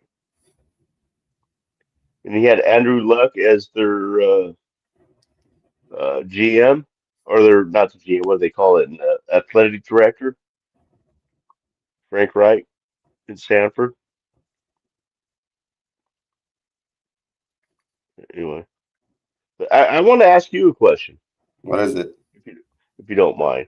Say say we bring in DG, staying alive, Mike McDaniel, uh, in. I mean, because it was posed earlier. I saw in the chat. I don't know who said it, but what and said, what about? So this is that person's question. What if Mike McDaniels came in and bring in Davis Webb as his OC? And I was thinking to myself, and then to be the heir apparent to Mike McDaniels. What are the Well, odds you think? Mike What are the McDaniel's odds you? Mike What are the McDaniel's. odds you? Oh, my bad. My bad. Go. What are the odds? I think it's very low. That Mike McDaniel would bring in Davis Webb as his OC. I just I'd say wanted like your thoughts on it. 5% for one. And the Yeah, thing is because they don't run the same. They are in the West Coast, right, but they don't run the same West Coast. right. Webb is more consistent with Kubiak than he is with God damn it, fucking Mike McDaniels. So, and he wouldn't make him the OC. He would make him the pass game coordinator QB, which then he would have to give him a Which is promote. pretty much the same position as he's in now. Yeah, so he'd have to give him a raise on there with some type of title in order to Right. move him here. And then I Some don't kind of know. promotion. Yeah, and why would he want to move from over there to here just because of the title? Because he's going to bring Frank with him. That's the problem with McDaniels. He's almost like the Harbaugh type. Like he got his staff. He has his staff. Like he can bring his staff with him. He has his staff already. And not only that, Shanahan lets him poach players off or coaches off the team all the time. So he can go, like he said, he can go get that linebacker coach from there that's really good. Like he has resources. And it's because of where he comes from and how good he is. So I think if he goes around the second time, in this case, if I'm just being honest, dude, I think guys like him just need to take a year or two off as the head coach, learn where they fucked up, and then come back and try again. I think when you throw a coach in like right away, they come with the spite attitude. So, yeah, could we probably do good this year? I wouldn't argue it, but what's he going to do afterwards once that spite's not there no more? So, for me, I would like to. He's not going to get him. He won't do that. He's not going to Yeah, do I that. don't think you would either. I thought it was. I don't remember who brought it up. And I apologize if you're still in the chat and you're the one that brought it up. I just when I saw it, I thought it was like, oh, it's worth considering. I mean, but would he do it? That's why I wanted to put it that way. Would he? I Do you mean, think he would do it? I don't think. I think if its the chance would be Raiders very made low. him do it, he's not going to have a choice. But Well, I the think that's Raiders already, kind of as you know, the Raiders have already said that if they bring in a head coach, they're going to let him yeah. pick his And I coaches. think like when Mike said that he was pulling all his offensive coordinator jobs besides the Chargers, and he was only going to stay open for the Raiders in Baltimore for the head coach, but he's in on the Bills too. So he's in the Bills, the Raiders still right now. Hmm. So that's why I don't think they've signed him yet, because he said that if he gets a head coaching job, he's going to take that job. So I don't think Right. that's why they've given him the Exactly. contract. That's yeah. And long story short, um, There's two OCs now that are doing the same exact fucking thing. yeah, everybody's going to do it because why? If you're not signed, I don't think there's a reason to sign. I think one of these teams that somebody does that pulls that shit on just like wait till the end and say, no, fuck you, we decide on somebody else now. Yeah, that's why the Vikings, they probably heard the chatter going around that people should try to poach Brian. They're like, come on, sign the defensive contract. And then that Hmm. way, if you get signed by a head coach, we just void it. But if you don't, you come back here. You know what I mean? So you can't Yeah. do interviews. It's all games, man. It's all gamesmanship, man. It's like poker, but very high cost poker. You gonna call my bluff, or I'll see that and I'll raise you. You know, so it's fucking fun, man. Off season is fun. It's all speculation and stuff, and seeing what mind games people are playing because it's about mind games, and it's just fun to watch if you really pay attention, man. There's a lot of fun shit going on out there with what the talk is, trying to figure out what it means. Shit, I need to do that. Oh, okay. I'm telling you, I mean, I want Davis Webb, man. I'm just going to be dead ass.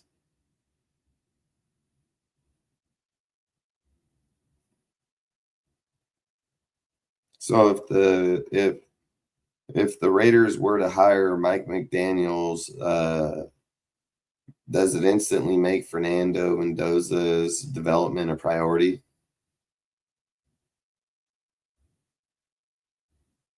I can't hear you. I was looking something up because you posed a question for later, so I wanted to look up and get some facts before I answer the question, so I'd missed that question. What question were you looking at?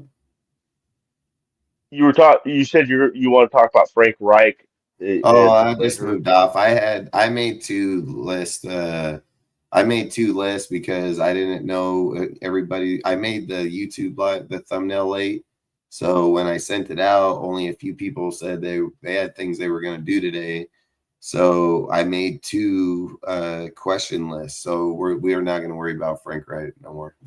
God damn. Yeah, because he's the one thing that stands out to me, he's 64 fucking years old, man. Yeah, right. Freaking, He's older than me, for Christ's sake. Not by much, but he is. Yeah. Okay, I'm sorry. So what was your question? Now I'll close this down. Now I was trying to be prepared for you, man. Oh hell, it's all right. So you had another question. Yeah, hold on 1 second. God damn it. The question was if the Raiders hire Mike McDaniels, does that instantly make Fernando Mendoza development a priority?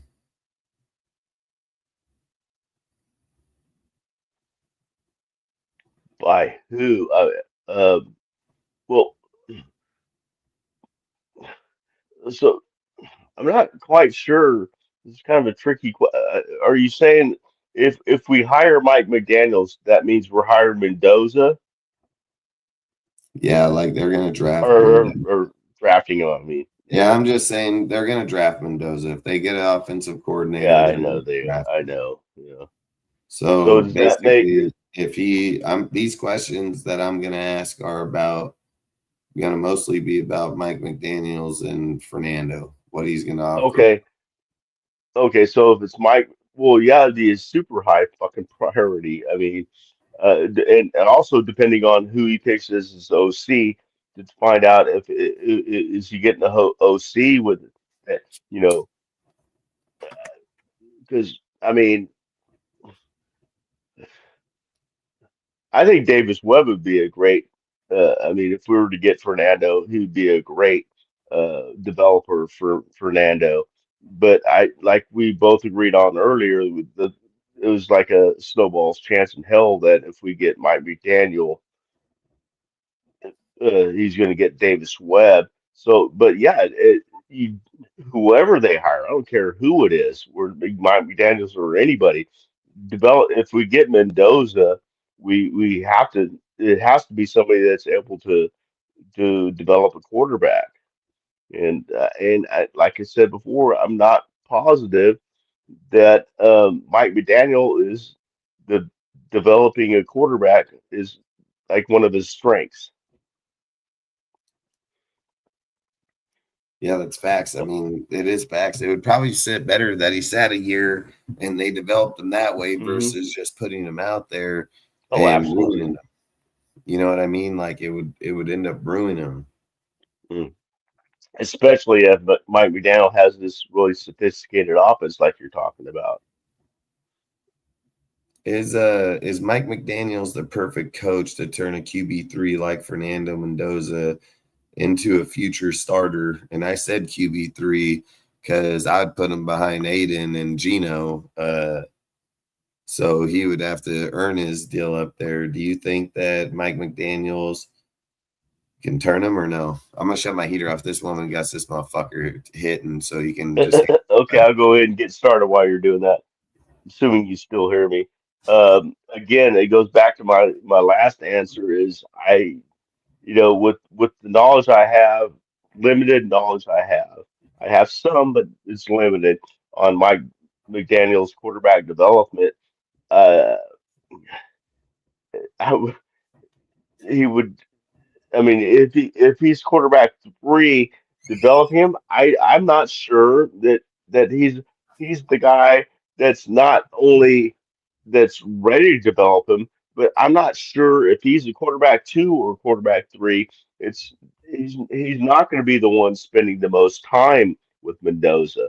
It's going to be the quarterback coach and the offensive coordinator is going to be spending more time with him than the head coaches. Uh, but other than, but the second string quarterbacks, third string quarterbacks, they spend the most time with their quarterbacks coach, passing game coordinators, quarterback coach type of coaches. So that's where the development would come from if he's a second or you know second string or third string would be becoming more the responsibility of the quarterbacks coach, in my opinion. Yeah, I think he would be at best the second quarterback on the roster due to the Hmm. fact that he's not going to, I don't know if they'd push him all the way to 3, you know what I mean? But Hmm. Aiden, I know Aiden, I don't know if they make Aiden the third one behind him or in front of him. And I don't know how they would do all that, but I know he wouldn't be the starter. I do know that. So it's either going to be Gino or it's going to be Aiden, or maybe if they trade for Hmm. somebody else at the end of the Yeah. day, but it's going to And be that's somebody. why I'm saying, and that's why I'm saying, usually the second stringers quarterbacks, they spend the most time with their quarterbacks coach more than Yep. the head coach. So do you think Mike can turn him or no?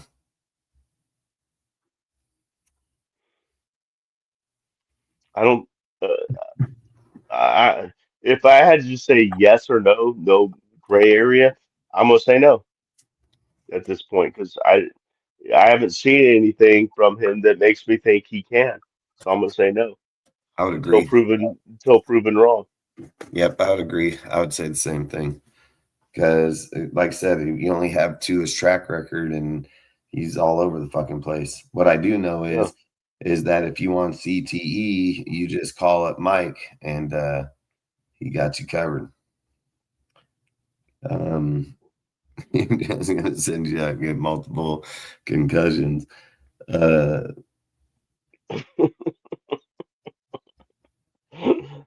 Mike for CTE. Yeah, Mike for CTE, man. Fucking, Get you a little picket sign. yeah. He'll fucking go out there. He's like, "You got it, too. Get back out there. We got to win this game." Fucking, he's like that fucking meme on Instagram where the dude's trying to stand in front of the goal and he fucking gets kicked in the face with the soccer ball, and then he's down on the ground. He's fucking laying on the ground, fucking the whole net open. The fucking dude kicks the soccer ball, hits him in the face again. Fucking dude gets up, motherfucker's walking off. Fucking guy kicks the ball again, fucking kicks him right in the face. They're like, "What the fuck, dude?" This guy got hit. I haven't seen that. Yeah, that dude got hit in the face like fucking 12 times by a soccer ball, no matter where they got him in the fucking stretcher. They put him on the stretcher, taking him off the field. The fucking guy goes to kick the goal again, fucking hits him right in the fucking head, just fucks him up, dude. Like, On the stretcher, he still that's why gets they're hit. pulling him off and shit. It's crazy as hell. They fucking tried putting him in a chair, fuck off to the side. Fucking guy kicked it, fucking right in the face. Fucking it's too fucking much. I'm gonna be honest with you. Call him Magneto. Yeah, hey, it fucks that dude up big time. Yeah, it What? sounds like a scene out of Dodgeball. That Yeah, movie. dude, I'm telling you, it's funnier than fuck that scene, dude. You It can is dodge a wrench, you can dodge a ball. hell yeah, fucking bink, fucking boom, fucking. Dodge, dip, duck, dive, and dodge. uh, that shit is funny as hell. That movie is I funny fucking as hell. love that movie. Fucking Rip Thorn, man. Dude, cracks me up.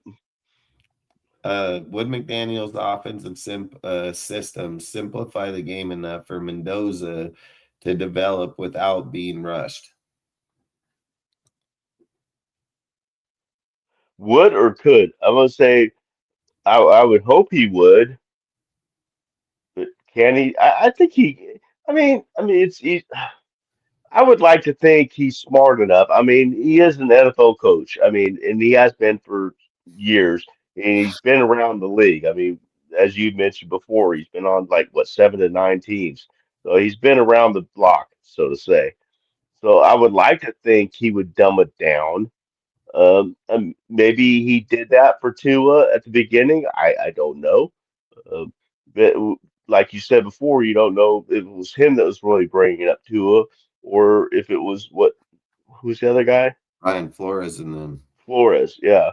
yeah, because Um. it wasn't just So, coincidence that the first 2 years with Flores, they got him, and then the minute he left and went over there with them, he fucking took right off with them, and he got 2 years out of them, and then he fell off again because his uh, he that's the thing. It's. I had something really intelligent to say, and then it's he just said Miami fan here. He said I'm happy that clown's gone. what's that? Fucking Yeah, we got a Tommy, Miami fan in here. yeah, Tommy over here. He said Miami fan here, and I'm very happy that clown is gone. Oh, really? That. Well, thank you for that bit of knowledge, man. Well, why don't you tell us more about him? He I said mean, you you should got the not. inside scoop on him. He said you should not get McDoofus. Okay. Well, tell us why. Give us a like. Can he develop a quarterback? Hell no.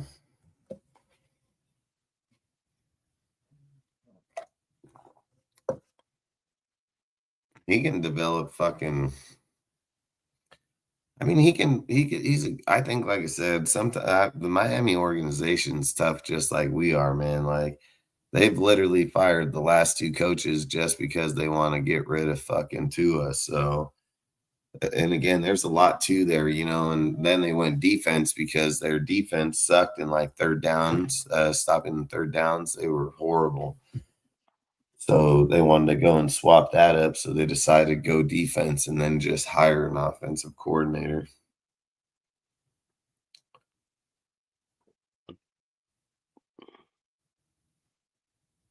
Does Mike McDaniel's track record with quarterbacks prove he can maximize talent even without elite weapons?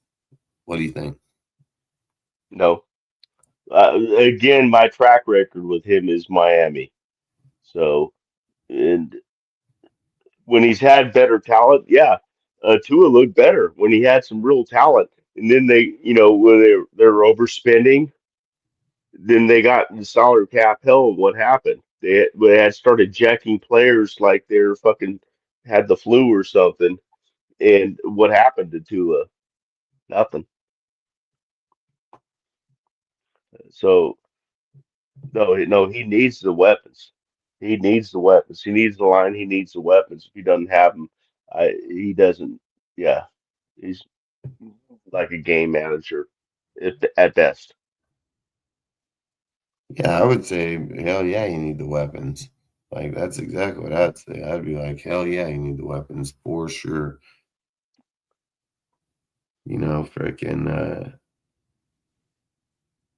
I mean, any team's that way, really. I mean, Shanahan's just a different Hmm. blood, man. That dude go out there and win with anybody. He grab the water boy and put a uniform on him and tell someone he Yeah, was a third stringer and fucking get away with it. Like yeah, he, yeah. the guy does just next level shit. But I think at Well, the it's like Tom Brady. As much as I hate to say it, man, I mean, he would be down wide receiver after wide receiver after wide receiver, and that he would still find somebody to throw the fucking ball to. I mean, that's what makes a quarterback a special quarterback, not just having these great weapons and throwing them to him all the time. I mean, it doesn't matter what the weapons are, as long as you got some kind of time, you know, and some kind of knowledge. You, you can make, you don't have to pick up 15, 20 yards, 30 yards at a time. You can pick up 5, 7, and yards at a time and be just fine. And then you get time of possession to keep the ball away from the offense.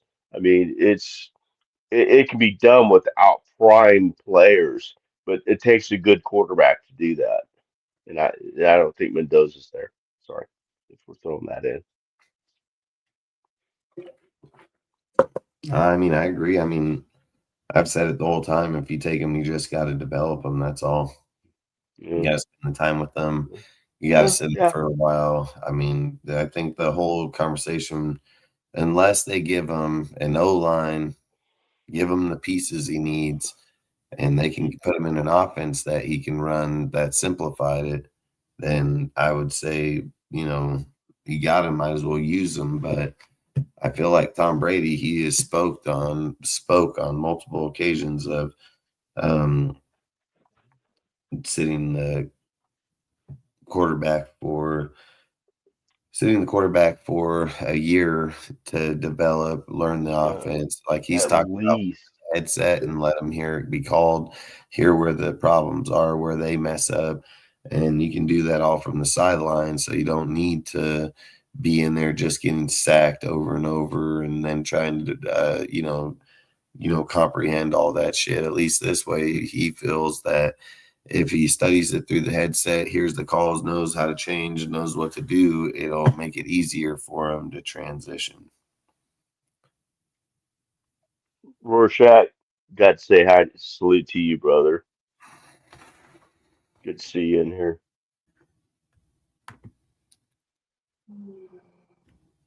Salute.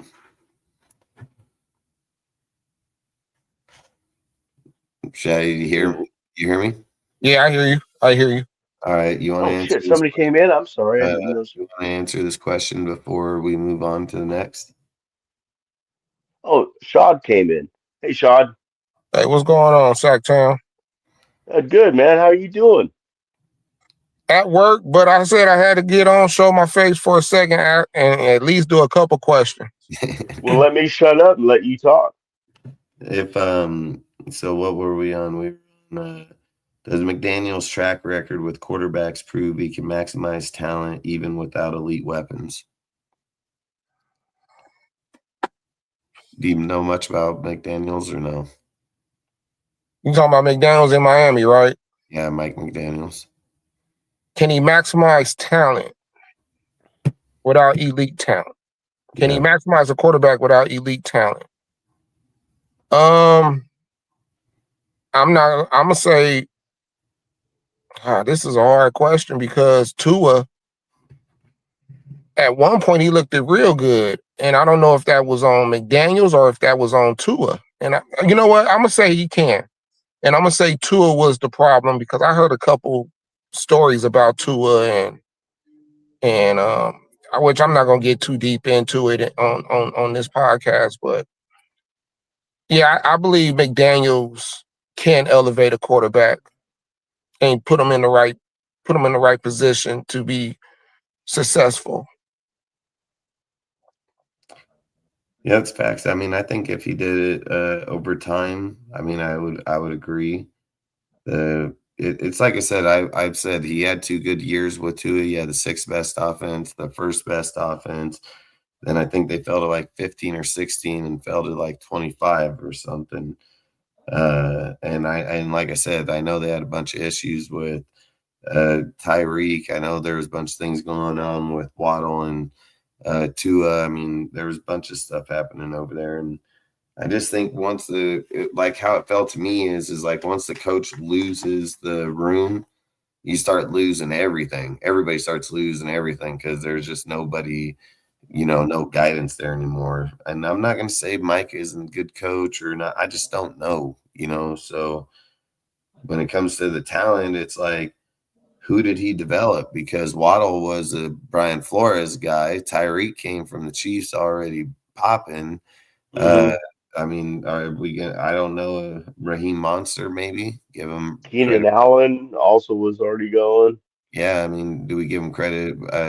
I think Raheem Monster, I'd have to give him credit because. Monster was already. Oh yeah, you're right. Yeah, he was there with him. So, and then A-Train and so on. Like A-Train was pretty badass too. So, I mean, and no, we didn't get McDaniels. We're just talking about if we hire McDaniels, how his roster, his staff, and like what he offers to the team, pretty much. So that's what we're talking about is just what if we hired him, what he offers. So that way it gives us an idea over the week of all the coaches we've talked about. It kind of gives us our own thought that we've already asked all the questions. Now it's like, which coach pairing do you like the most? You know what I mean? Like, that's what it pretty much comes down to. So if Mendoza sits behind a starter for 1 year, McDaniels could be realistically competitive or realistically compete for the QB1 or no? Say that again. Yeah. Would McDaniels allow Fernando to compete for the QB1 position year one? Ooh.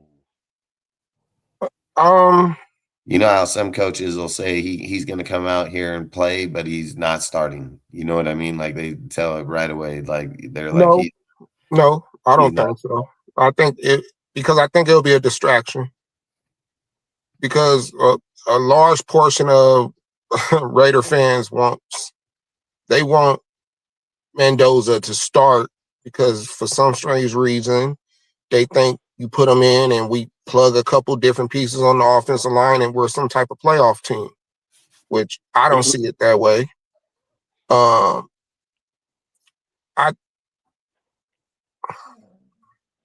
This is a hard question because I'm really not a believer in Mendoza. But I'm just gonna be real.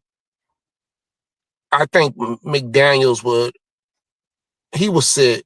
I think McDaniels would just go with whatever quarterback we have in place that we probably would pick up in free agency.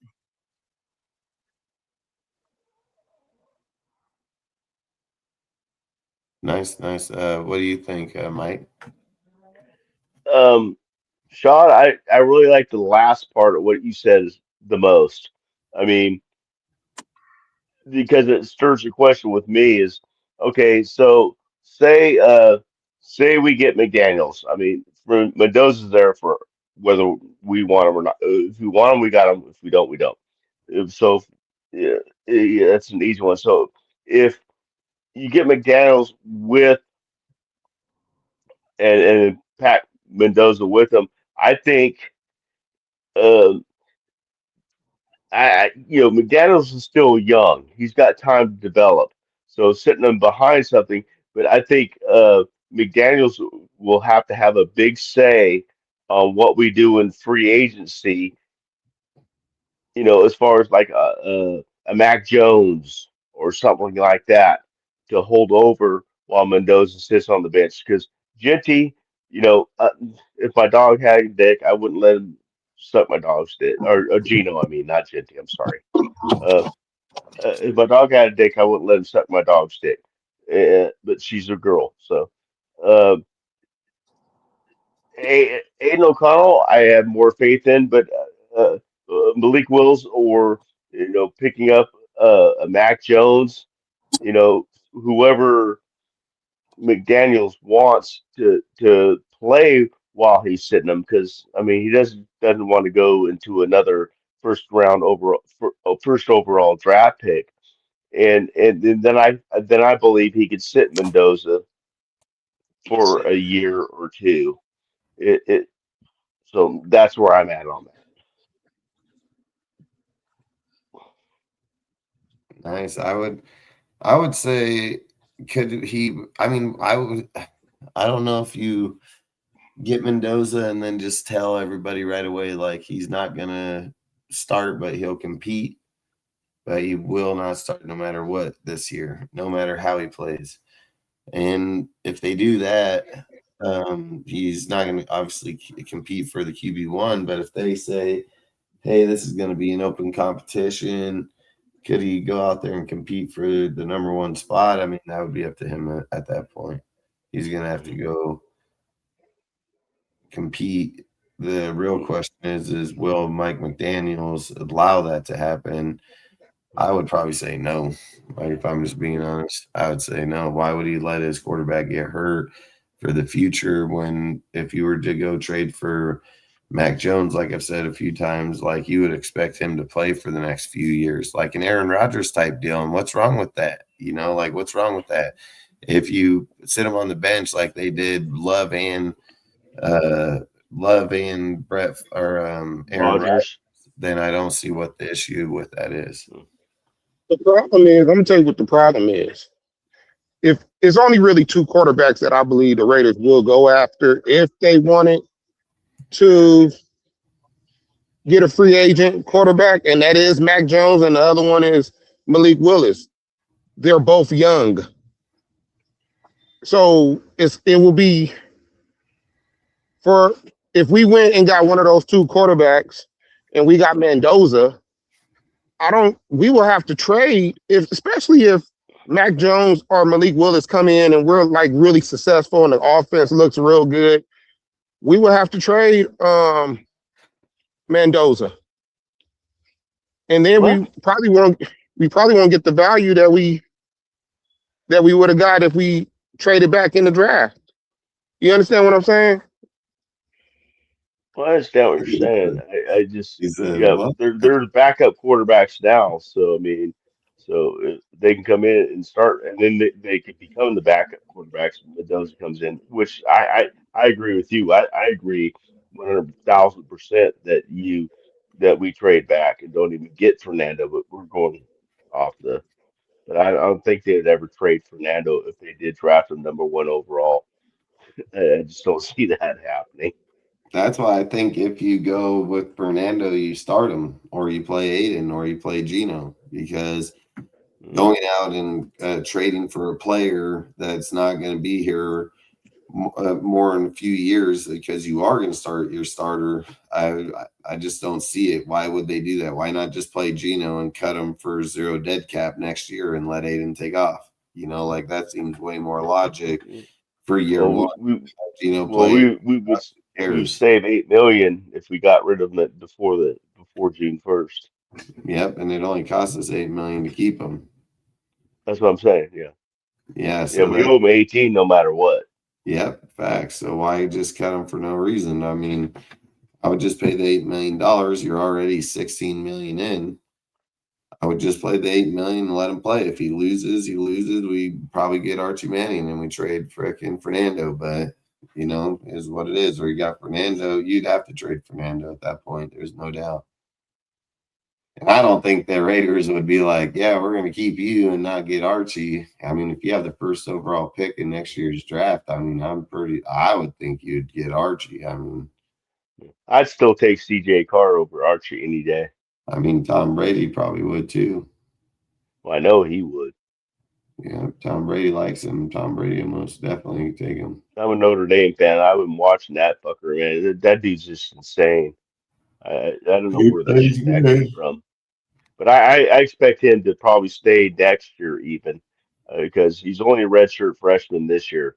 So next year will be his third year, which then he will become eligible. But but he did not play his first year because we had, God damn it. Well, it doesn't matter. As a quarterback. So get 3 years of college football under his belt. So I don't see him coming out till 27. That's when I see him coming out. But who knows? Yeah, that'll be next year. Or excuse me, 28. Yeah, I mean, I expect him to stay.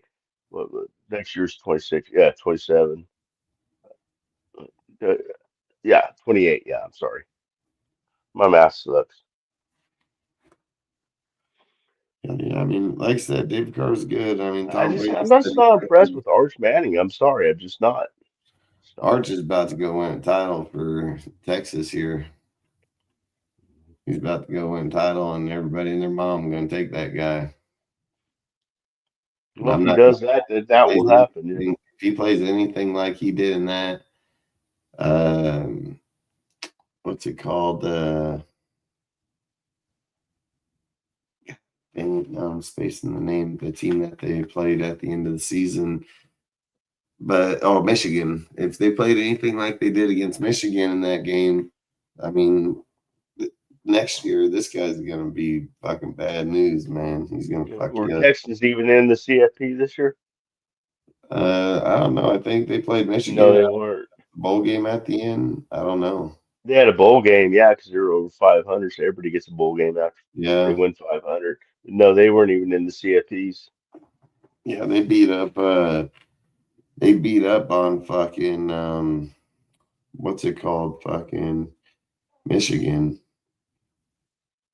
Hmm. Then what's his name got busted for fucking cheating on his fucking woman with that fucking dumbass. It's always got to be some kind of scandal.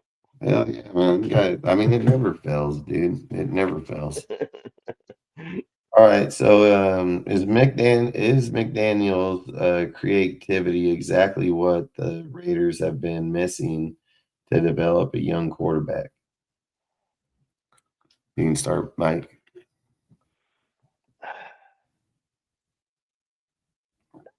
His creativity.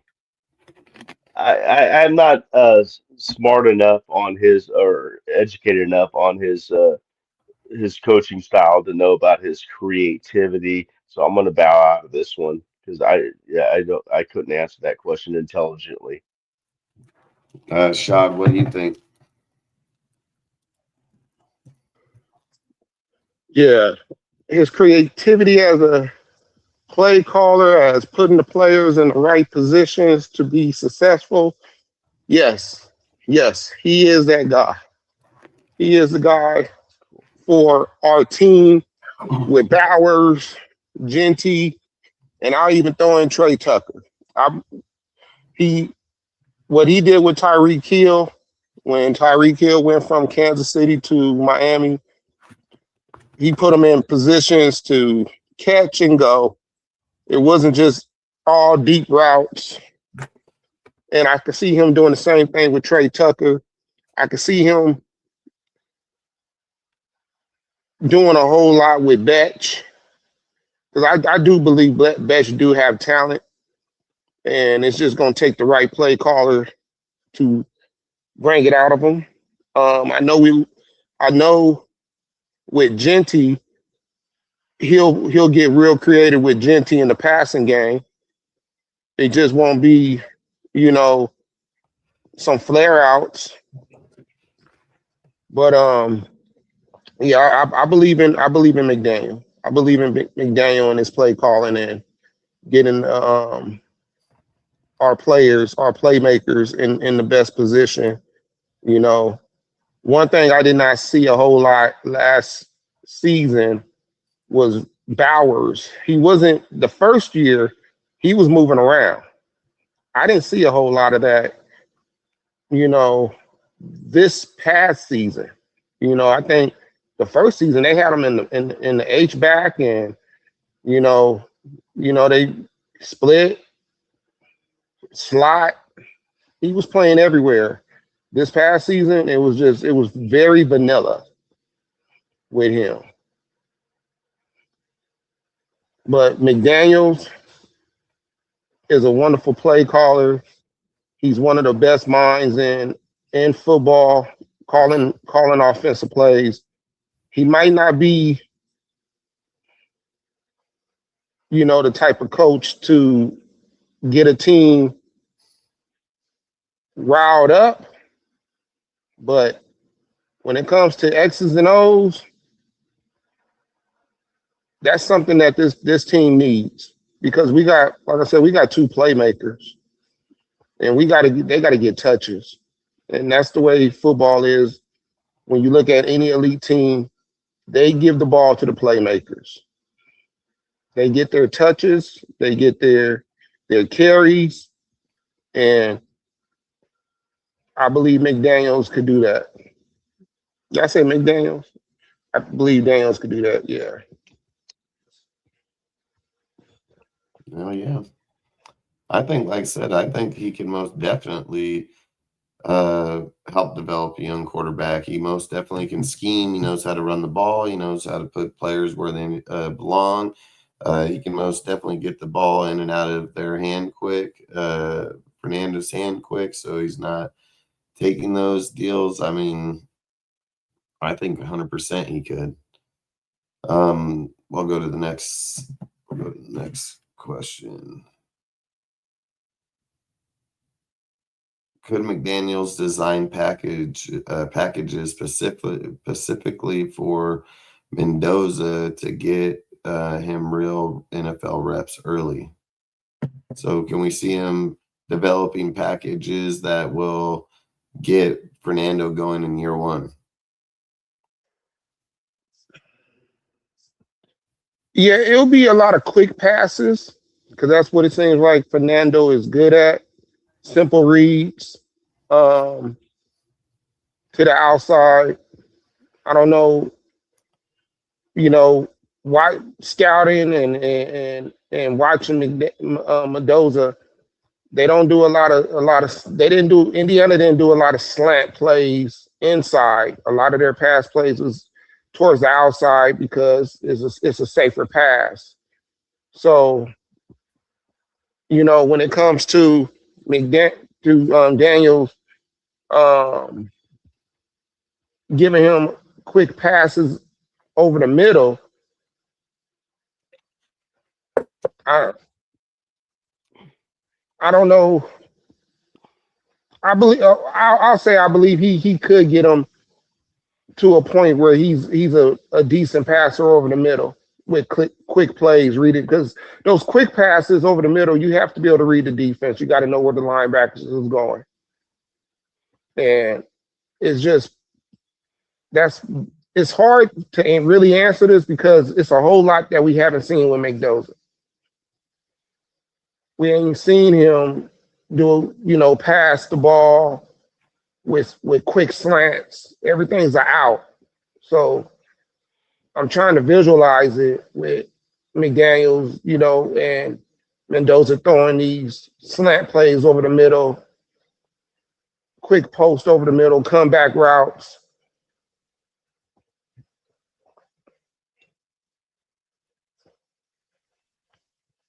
It's just, can Mendoza, is he capable of doing it? Can McDaniel get him into their place to be able to do it? I'm going to say yeah, but I'm saying it blindly because I haven't seen it. But I'm going to give him benefit of the doubt and believe that he could make those type of plays.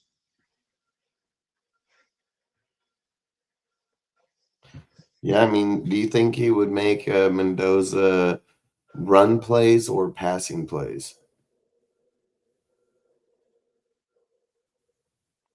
Like if they brought him in, so if they brought him in packages for the first year, what packages do you see him coming in? Do you think he comes in a passing package or more of a run package?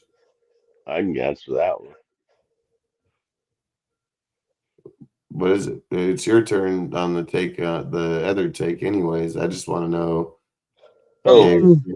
Passing. So I was good on the previous take. I would pretty much mirror Chad as far as what mentioning how Mendoza, we don't know how he can throw over the middle, and we're leaving. Can he develop? Can Mike McDaniel develop that? It can be developed. I mean, it's just maybe the scheme in Indiana wasn't set up that way. They like sideline passes. I mean, the hash marks are 4 yards wider in college than they are in professional football. So, I mean, you have a shorter field when you're set up on the right hash to throw to the right. I mean, that's just a fact. So maybe they just didn't use him for the middle. But if he cannot, he's got to be able to be developed to where he can hit the middle of the field. But as Sean also said, you got to be able to read the linebackers. And can Mendoza do that? I don't know. I mean, it's a lot easier when it's a lot easier to read a cornerback and a safety. You put a little emotion in there than it is to read a linebacker.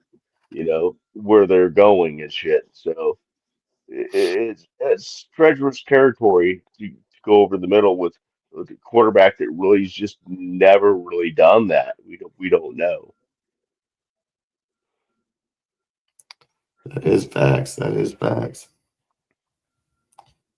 I think we only There's have more shit going on in the middle than there is on the edges. basically. And that's what makes elite quarterbacks. Can they throw over the middle? Can they do they got the touch over the middle? Can they lob it over the linebackers stretched arms? Can they throw it in the window? Yeah, it's a whole lot that we have. And I'm not trying to take a shot at Mendoza. I want him to be good. I hope that he's good, especially if we're going to get him. But it's a lot of questions that ain't been answered. And I watched a whole lot of Mendoza, probably like y'all have too. I've watched the last probably about 6 games. I didn't watch them all year, but probably the last 6 games. 6 games is when enough. I started hearing rumors that he might be coming to the Raiders, that's when I started watching him. Yeah.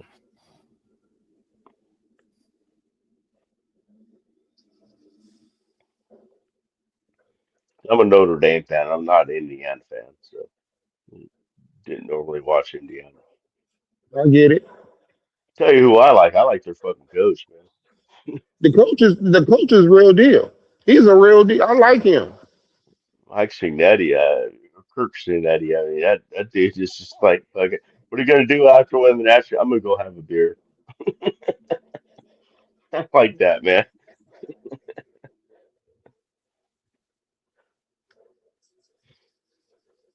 But anyway, that's off subject. Sorry, Dustin. No, it's all good. Don't worry. We got 2 more questions, and then we're gonna hop off. And tomorrow, we'll go back live tomorrow night.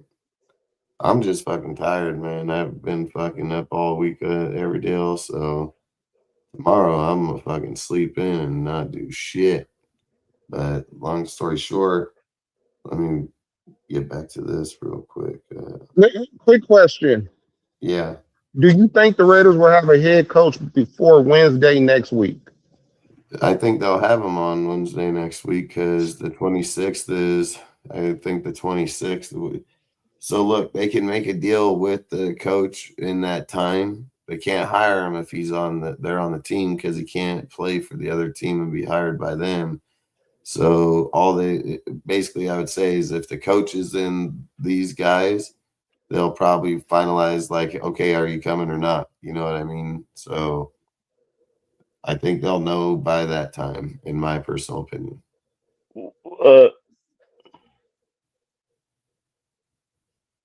Okay. In my opinion, what about this Clint Kubiak that they're wanting to hire? They won't be able to hire him most likely. Can interview him. They can interview They can interview him in the bye week. Oh, instead of the gentleman's contract, kind of a week, wait, shake, type of thing. Yeah. Yeah, that way they're not waiting 2 weeks to re-interview him again and go over it. I'm pretty sure in this time right here, if they don't hire him and they don't want him, then they'll probably they can't officially hire him though, can they? In the bye week? No, they just make sure they're just doing it no different than right before the trade deadline or what's it called? Free agency. They make deals days before right. the deal, and then when it opens, they sign the contracts. But I assume that if they don't find them in that next conference when they interview them, I don't see why they wouldn't go after somebody else at that point. So I think by next week we're going to know the direction they're headed. But the thing is, we won't know exactly. We won't know if they do make a gentleman's contract. They'll come out and say it. I mean, you're going to hear rumors, but it's not going to be an official statement from the Raiders saying, "Yeah, we got him." I mean, if Adam Schefter comes out and says the Raiders are finalizing the deal with Clint Kubiak after the Super Bowl is over, I'm pretty sure that's a lock. So I'm going to take that. I'll take that. Yeah, if he says it, it's probably written in stone. But yeah, he's not going to report it if it isn't true. He's most definitely going to say that if it's true or not. He'll be the first. Well, if that's the case, where they can these reporters want to put out shit like that before they're not really allowed to say it, and they say it. Well, he would be allowed. That's why he says it. He's told by the NFL. Where do you think his source comes from? They tell him right away. That's why he's the biggest guy for them. Ian Rappaport breaks everything. That's why he has his own show. He's gonna. Well, I understand how big he is. Yeah, he's Look, got a man, great I year. know That's who how he is. they go next week, and they I'm just say, saying. and they're not doing something they're not supposed to do. Like I said just before we started the conversation, is next week the team can decide if they want to hire that guy. They have the right to do that. So if they decide that they want Okay. Clint Kubiak, they can put the deal in motion. He cannot work for the Raiders while he's playing the Super Okay. Bowl. So the contract wouldn't be signed till after the Super Bowl is over, but he would be coming here unless something else Okay.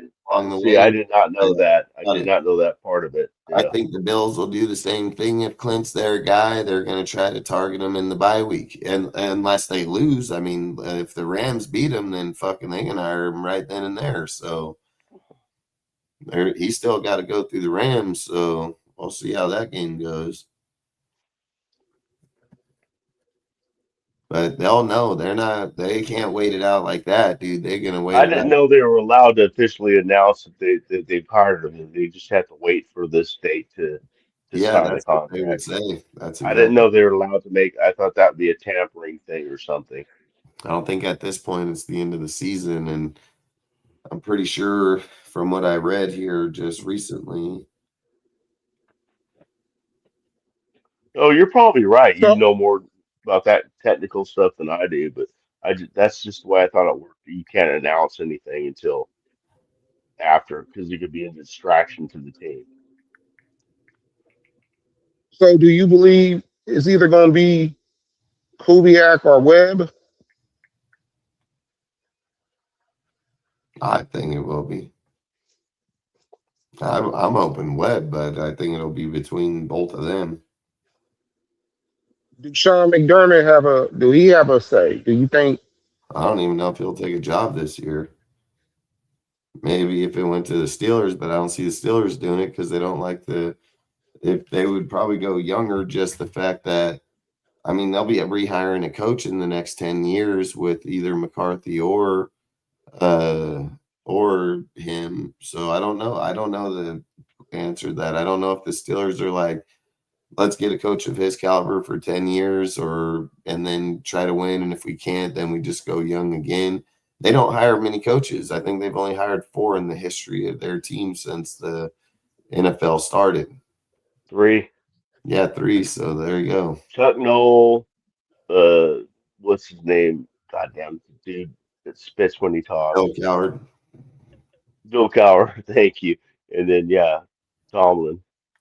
That's the 3 they've had since 60 something, 69, I believe.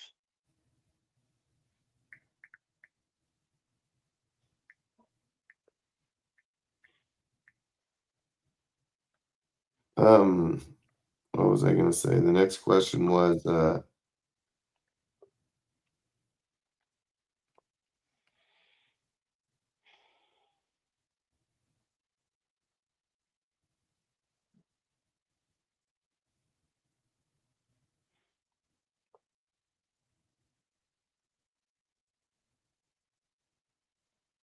Gotta admit, Shaw, that's a pretty nice picture on your post thing there, whatever you call it.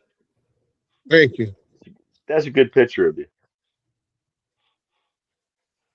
I can't take a good picture like that. It took me a couple snaps. would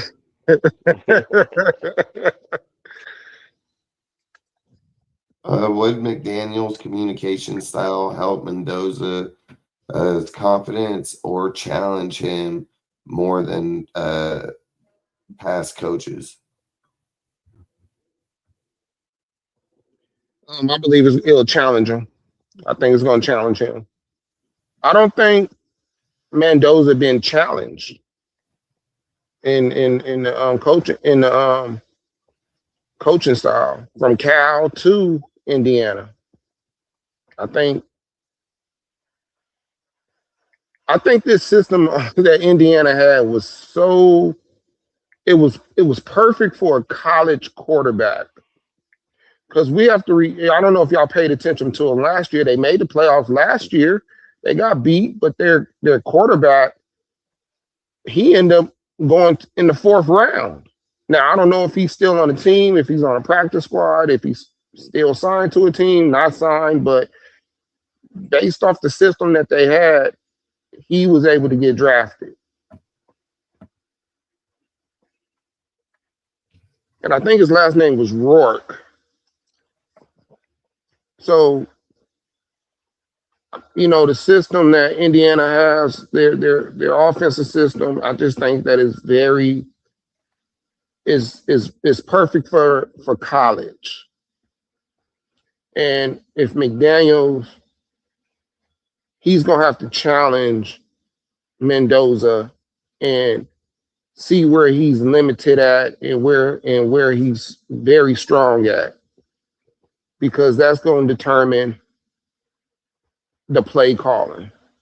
And McDaniel, I'm not saying that it's complex, but it's a lot that quarterback needs to know. For a mind like McDaniel's, he can't have like a Chip Kelly type of offense. So that quarterback have to get challenged and know what they're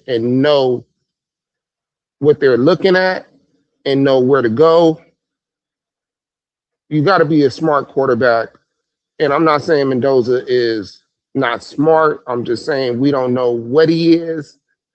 So hopefully he is smart to pick up a McDaniels type of offense, and he's willing to take the challenge on to be a better quarterback.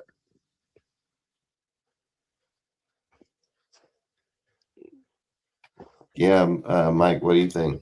And they I got something to say about this one. The NFL does say that you can. What? The NFL says in the bye week of the Super Bowl that the team can interview him and agree to a gentleman's deal. They just can't hire because then the player or the coach would have to leave the team.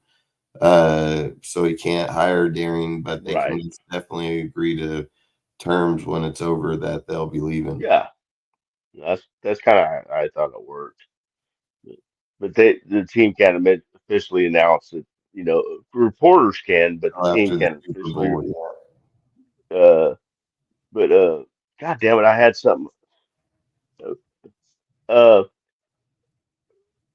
far as your last question, um, as far as Fernando Mendoza went, as we all know, went through Cal Berkeley, and then Cignetti is also another person that Cignetti brought to Indiana. Was Fernando Mendoza. Cignetti brought him over. And if he could, but Cignetti ain't no fucking joke.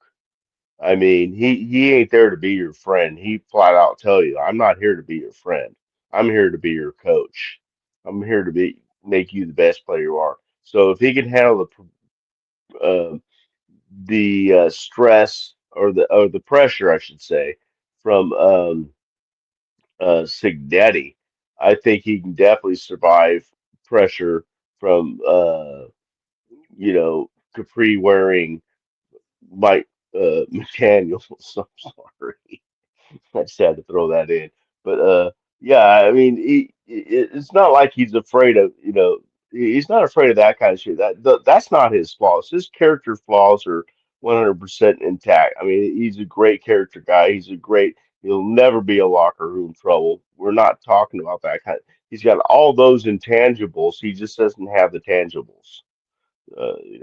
Enough of them anyway, as far as I'm concerned. But yeah, I think he can handle a hard-nosed coach because he's handled Cignetti for 2 years, and that dude ain't no joke. He don't play with, he's not playing around with his players. You either perform or you get the fuck out. That's fast. I mean, he's a tough coach, man. I mean, Yeah. You ever see that dude on the sideline in his interviews? I mean, that guy is fucking. Oh yeah. They always talk about it's at that same. They got memes about him with that raised eyebrows, and shit. Mhm. I mean, he smiles twice a year after getting into the Natties and after winning the Natties. That's the only two times you see him smile. You know. And what's really cool about his style, his coaching style, is that you watch the bench. You watch Mendoza when he comes off the field, after a touchdown, he's going to smile, laugh, and stick his tongue out like he always does. And then when they get to bench, he'll be smiling and stuff. And then you'll see, boom, right back to straight face, looking at the iPad or whatever they call those things. You know, they don't celebrate on the sidelines. That's from Signetti. He's taught him that. No, you have your little fun for a few seconds, and then it's on to the next drive, the next play, the next this. There's no time to celebrate till there's nothing but zeros left on the clock. And so he withstood that system, and you could see it on the sideline, man. God damn it! I hope we get Signetti someday. What, sign him? Fuck yeah, man! That dude. I don't think he's ready for the NFL yet. I'm not saying now. I'm not saying now. I'm just saying that's the all I'm saying is that's the type of coach we need. Yeah, It may not even work in the NFL as like it does in college because you have more control over your players in college than you do in the NFL. yeah, and he is not leaving college, man. That dude Mm-mm. is not leaving. They made more money in college. Yeah, and he ain't Coaches working. do. He's not gonna come here and get fucking fired. And he just turned that organization around within 2 years. In 2 years, 2 years. He is the face of college at the moment, even over Dan Lanning and all them. Like he's not going nowhere. He's not. He is absolutely not going nowhere. No, I know that. I know that for a fact. I'm just saying, it's just you get a coach like that, and you got something, man. Hell Players yeah! just I mean, respect don't get so me wrong. much, That's what we're and they looking. love the guy. They love the guy. It's not like they hate him. That he's like a torturer, or you know, in a torture chamber ruler or something. They love the guy, man, and they just follow him because he's just got something about him. That's the kind of head coach I want. Yeah, he does. I mean, don't get me wrong. And I like the way he talks and shit. And you see him on the sideline. I mean, he's competitive. He's very smart. He's very competitive. And don't get me, he made a damn good roster by developing them like they were NFL players. Oh, So he built that fucking roster that he's coached yeah, the that's last why I 2 years. said. I He mean, built it. that's why I was trying to point out earlier that roster is one of the oldest rosters in college football. So, Yeah, that part I didn't know, but I did know that he brought a lot of his players from James Madison over. yeah, I didn't know he brought 13. It's a lot. I didn't know it was that many. Yeah, I thought it was like five or so. But out of that list, who were the main ones? Black is running back. I mean, all of his main players. Linebacker, wide The receiver, linebacker, Surratt. And yeah, and then took I think that fucking line Fernando out of Cal. tackle though, Lyman. I think that was his guy too. Mm-hmm. All right, let's get on this last question. Would hiring McDaniel signal that the Raiders are finally serious about long-term quarterback development?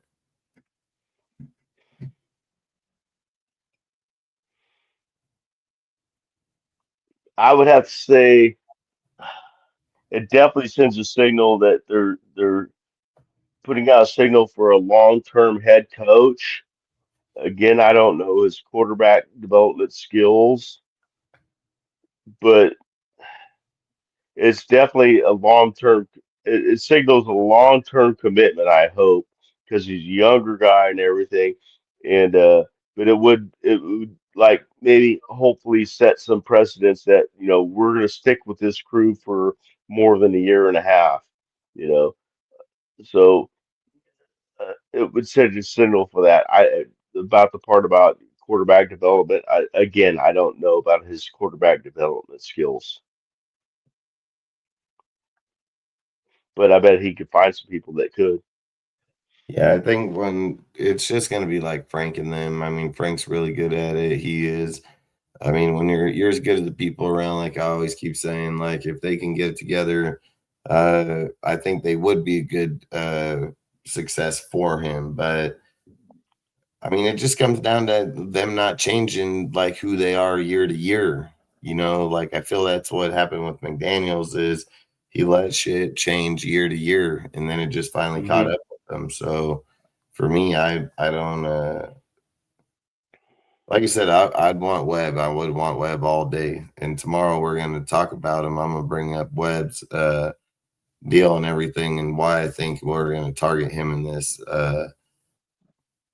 If he wins this game, for damn sure. But I know, I mean, it's going to be a tall order, but I still believe even if he don't win it, he's still going to be a high look for us. So, but long story short, that's who I'll talk about tomorrow. And then I have a few other things I want to talk about tomorrow, but I'm not bringing them up tonight. I'm tired. I want to go to sleep. Yeah, I got UFC tomorrow too, so I'm not sure what time that's over. Yeah, UFC's. Yeah, I'm in the main fight. I'm in the main fight tomorrow. The UFC. No, the UFC's on 6 o'clock, so I'm not sure what time it's going to be over. So Shit, that's who's fighting. fuck. Oh man, God damn it! I was just talking to my wife about it earlier. I don't even. I can't pronounce 90% of the fighters' names nowadays. I know who it Amanda is. Amanda Nunes is. I remember her from the Ronda Rousey. When the females were really starting to get Yeah, names. yeah. But Amanda Nunes, I thought she was retired, but apparently she's fighting tomorrow night. Who was the guy that came off the scale and passed out on the fucking floor right there? Don't know. He came off the scale being weighed. He turned and started walking back. Oh, from trying to drop so much weight. Oh, he fucking just passed the fuck out. He just said, "Pow!" Hit the fucking ground. Fuck, he was out. Fucking had no blood pressure, probably, man. Oh yeah, he fucking came off the scale. His legs got weak as fuck, and he just said, "Boom!" He was out. He was out. Damn. Well, I don't know who that was, but I yeah. don't know either. I was looking at it, and I can't remember what the fucking guy's name was, but Yeah, I didn't even look. I just heard it was Amanda Nunez was going to be there. I'm like, fuck, I'm watching this one. And it's the one sport my wife sometimes likes to watch with me is WWE, not UFC. I'm sorry, hell yeah, UFC. Fights the MME. hell yeah, Fights. Or MMA. Yeah, that's the one sport she likes. Because hell she yeah. she has this thing about like people getting beat up. Hey, they just watch them get beat up. Fuck you can't beat that. I mean, shit, that's the best thing. Drink a beer, watch them get fucking bloody. What's better than that, right? She loves that shit. She likes watching shows that people getting eaten by sharks and bears and shit like that. Hell That's yeah, zombie shit. Yeah, she's into that kind of shit. And then she likes Andy Griffith. That's one of her that's fine. favorites. I ain't gonna lie, I love Andy Griffith, I man. love Andy Griffith, man. Yeah, I watched that show my whole entire life. I mean, Fuck yeah, I grew up with that shit. yeah, I love it. That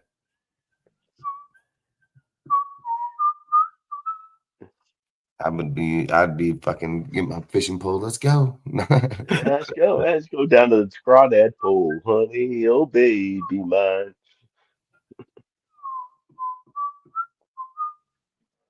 I would. I might grew up watching that whole show. He's actually an excellent musician, man. Mm-hmm. Andy Griffith. Yeah, that's what he went to college for was music, not acting. Heck yeah. He played the fuck out of the acoustic, man. I swear to God. I'm a guitarist, and I watch him play. I'm like going, fuck, he's good. Heck yeah. What music did he play in real life? Like bluegrass. Nice. Yeah, I love bluegrass. That shit's fast as fuck. Ding, ding, ding, ding, ding, ding, ding, Hmm ding, ding. Fuckers are playing it. They're hitting like 20 notes a second. They don't even look like they're fucking. They're just like.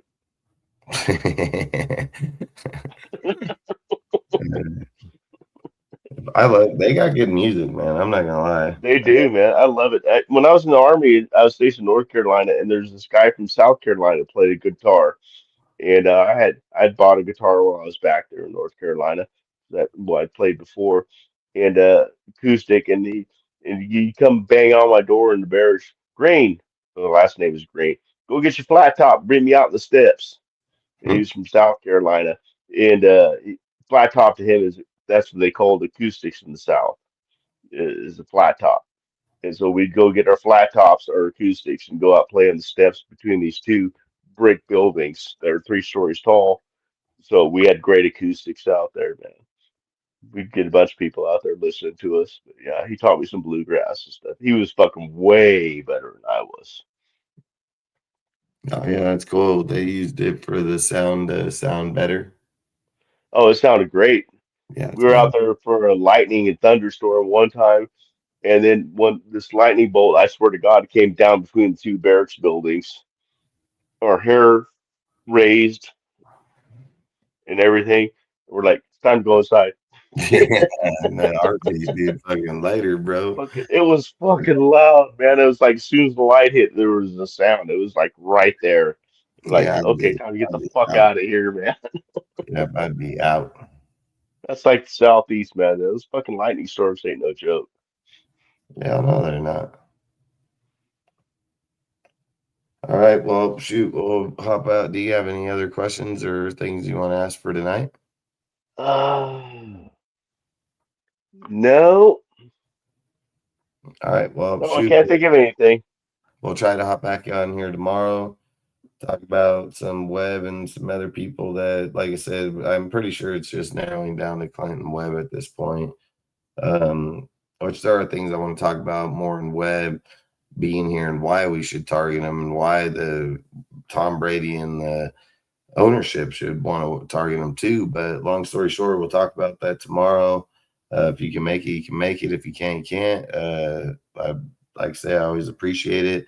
Appreciate you being on tonight. Appreciate everybody in the chat. Appreciate everybody commenting and talking. Really do appreciate it.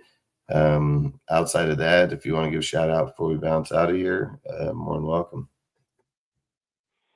No, I almost send a shout out to the chat, man. I mean, let me see something real quick right here. Yeah, shit, Christ, everybody's still in here, man. All you guys in the chat, man. Thanks for hanging out with us, man. You guys been bringing up. I've been reading a lot of your comments and stuff, and you guys are just awesome, man. You guys make great content for us to build off of too. So that's always nice, man. You guys help the show run. You know, you're awesome. So thank you for being here. Hell yeah, I appreciate all you guys, man. Appreciate everybody in the chat. Like I always say, man, really do appreciate all the commenting, all the interaction, and keeping it cool, man. Like I always say, debate your baits and keep on going. We're here all to talk football and have fun. Tomorrow we'll probably do a little bit more kicking back, just interacting with the chat, things like that. Just want to go over some things with Webb and so on, but maybe we'll just interact with the chat tomorrow and see what kind of questions you guys got and what kind of things you want to ask. So what we should do, who we should get. But we can deal with that tomorrow. So outside of that, I really do appreciate you guys, and I hope you have a great night, and we'll catch you tomorrow. Peace out. Raider Nation for life. Good night, everybody.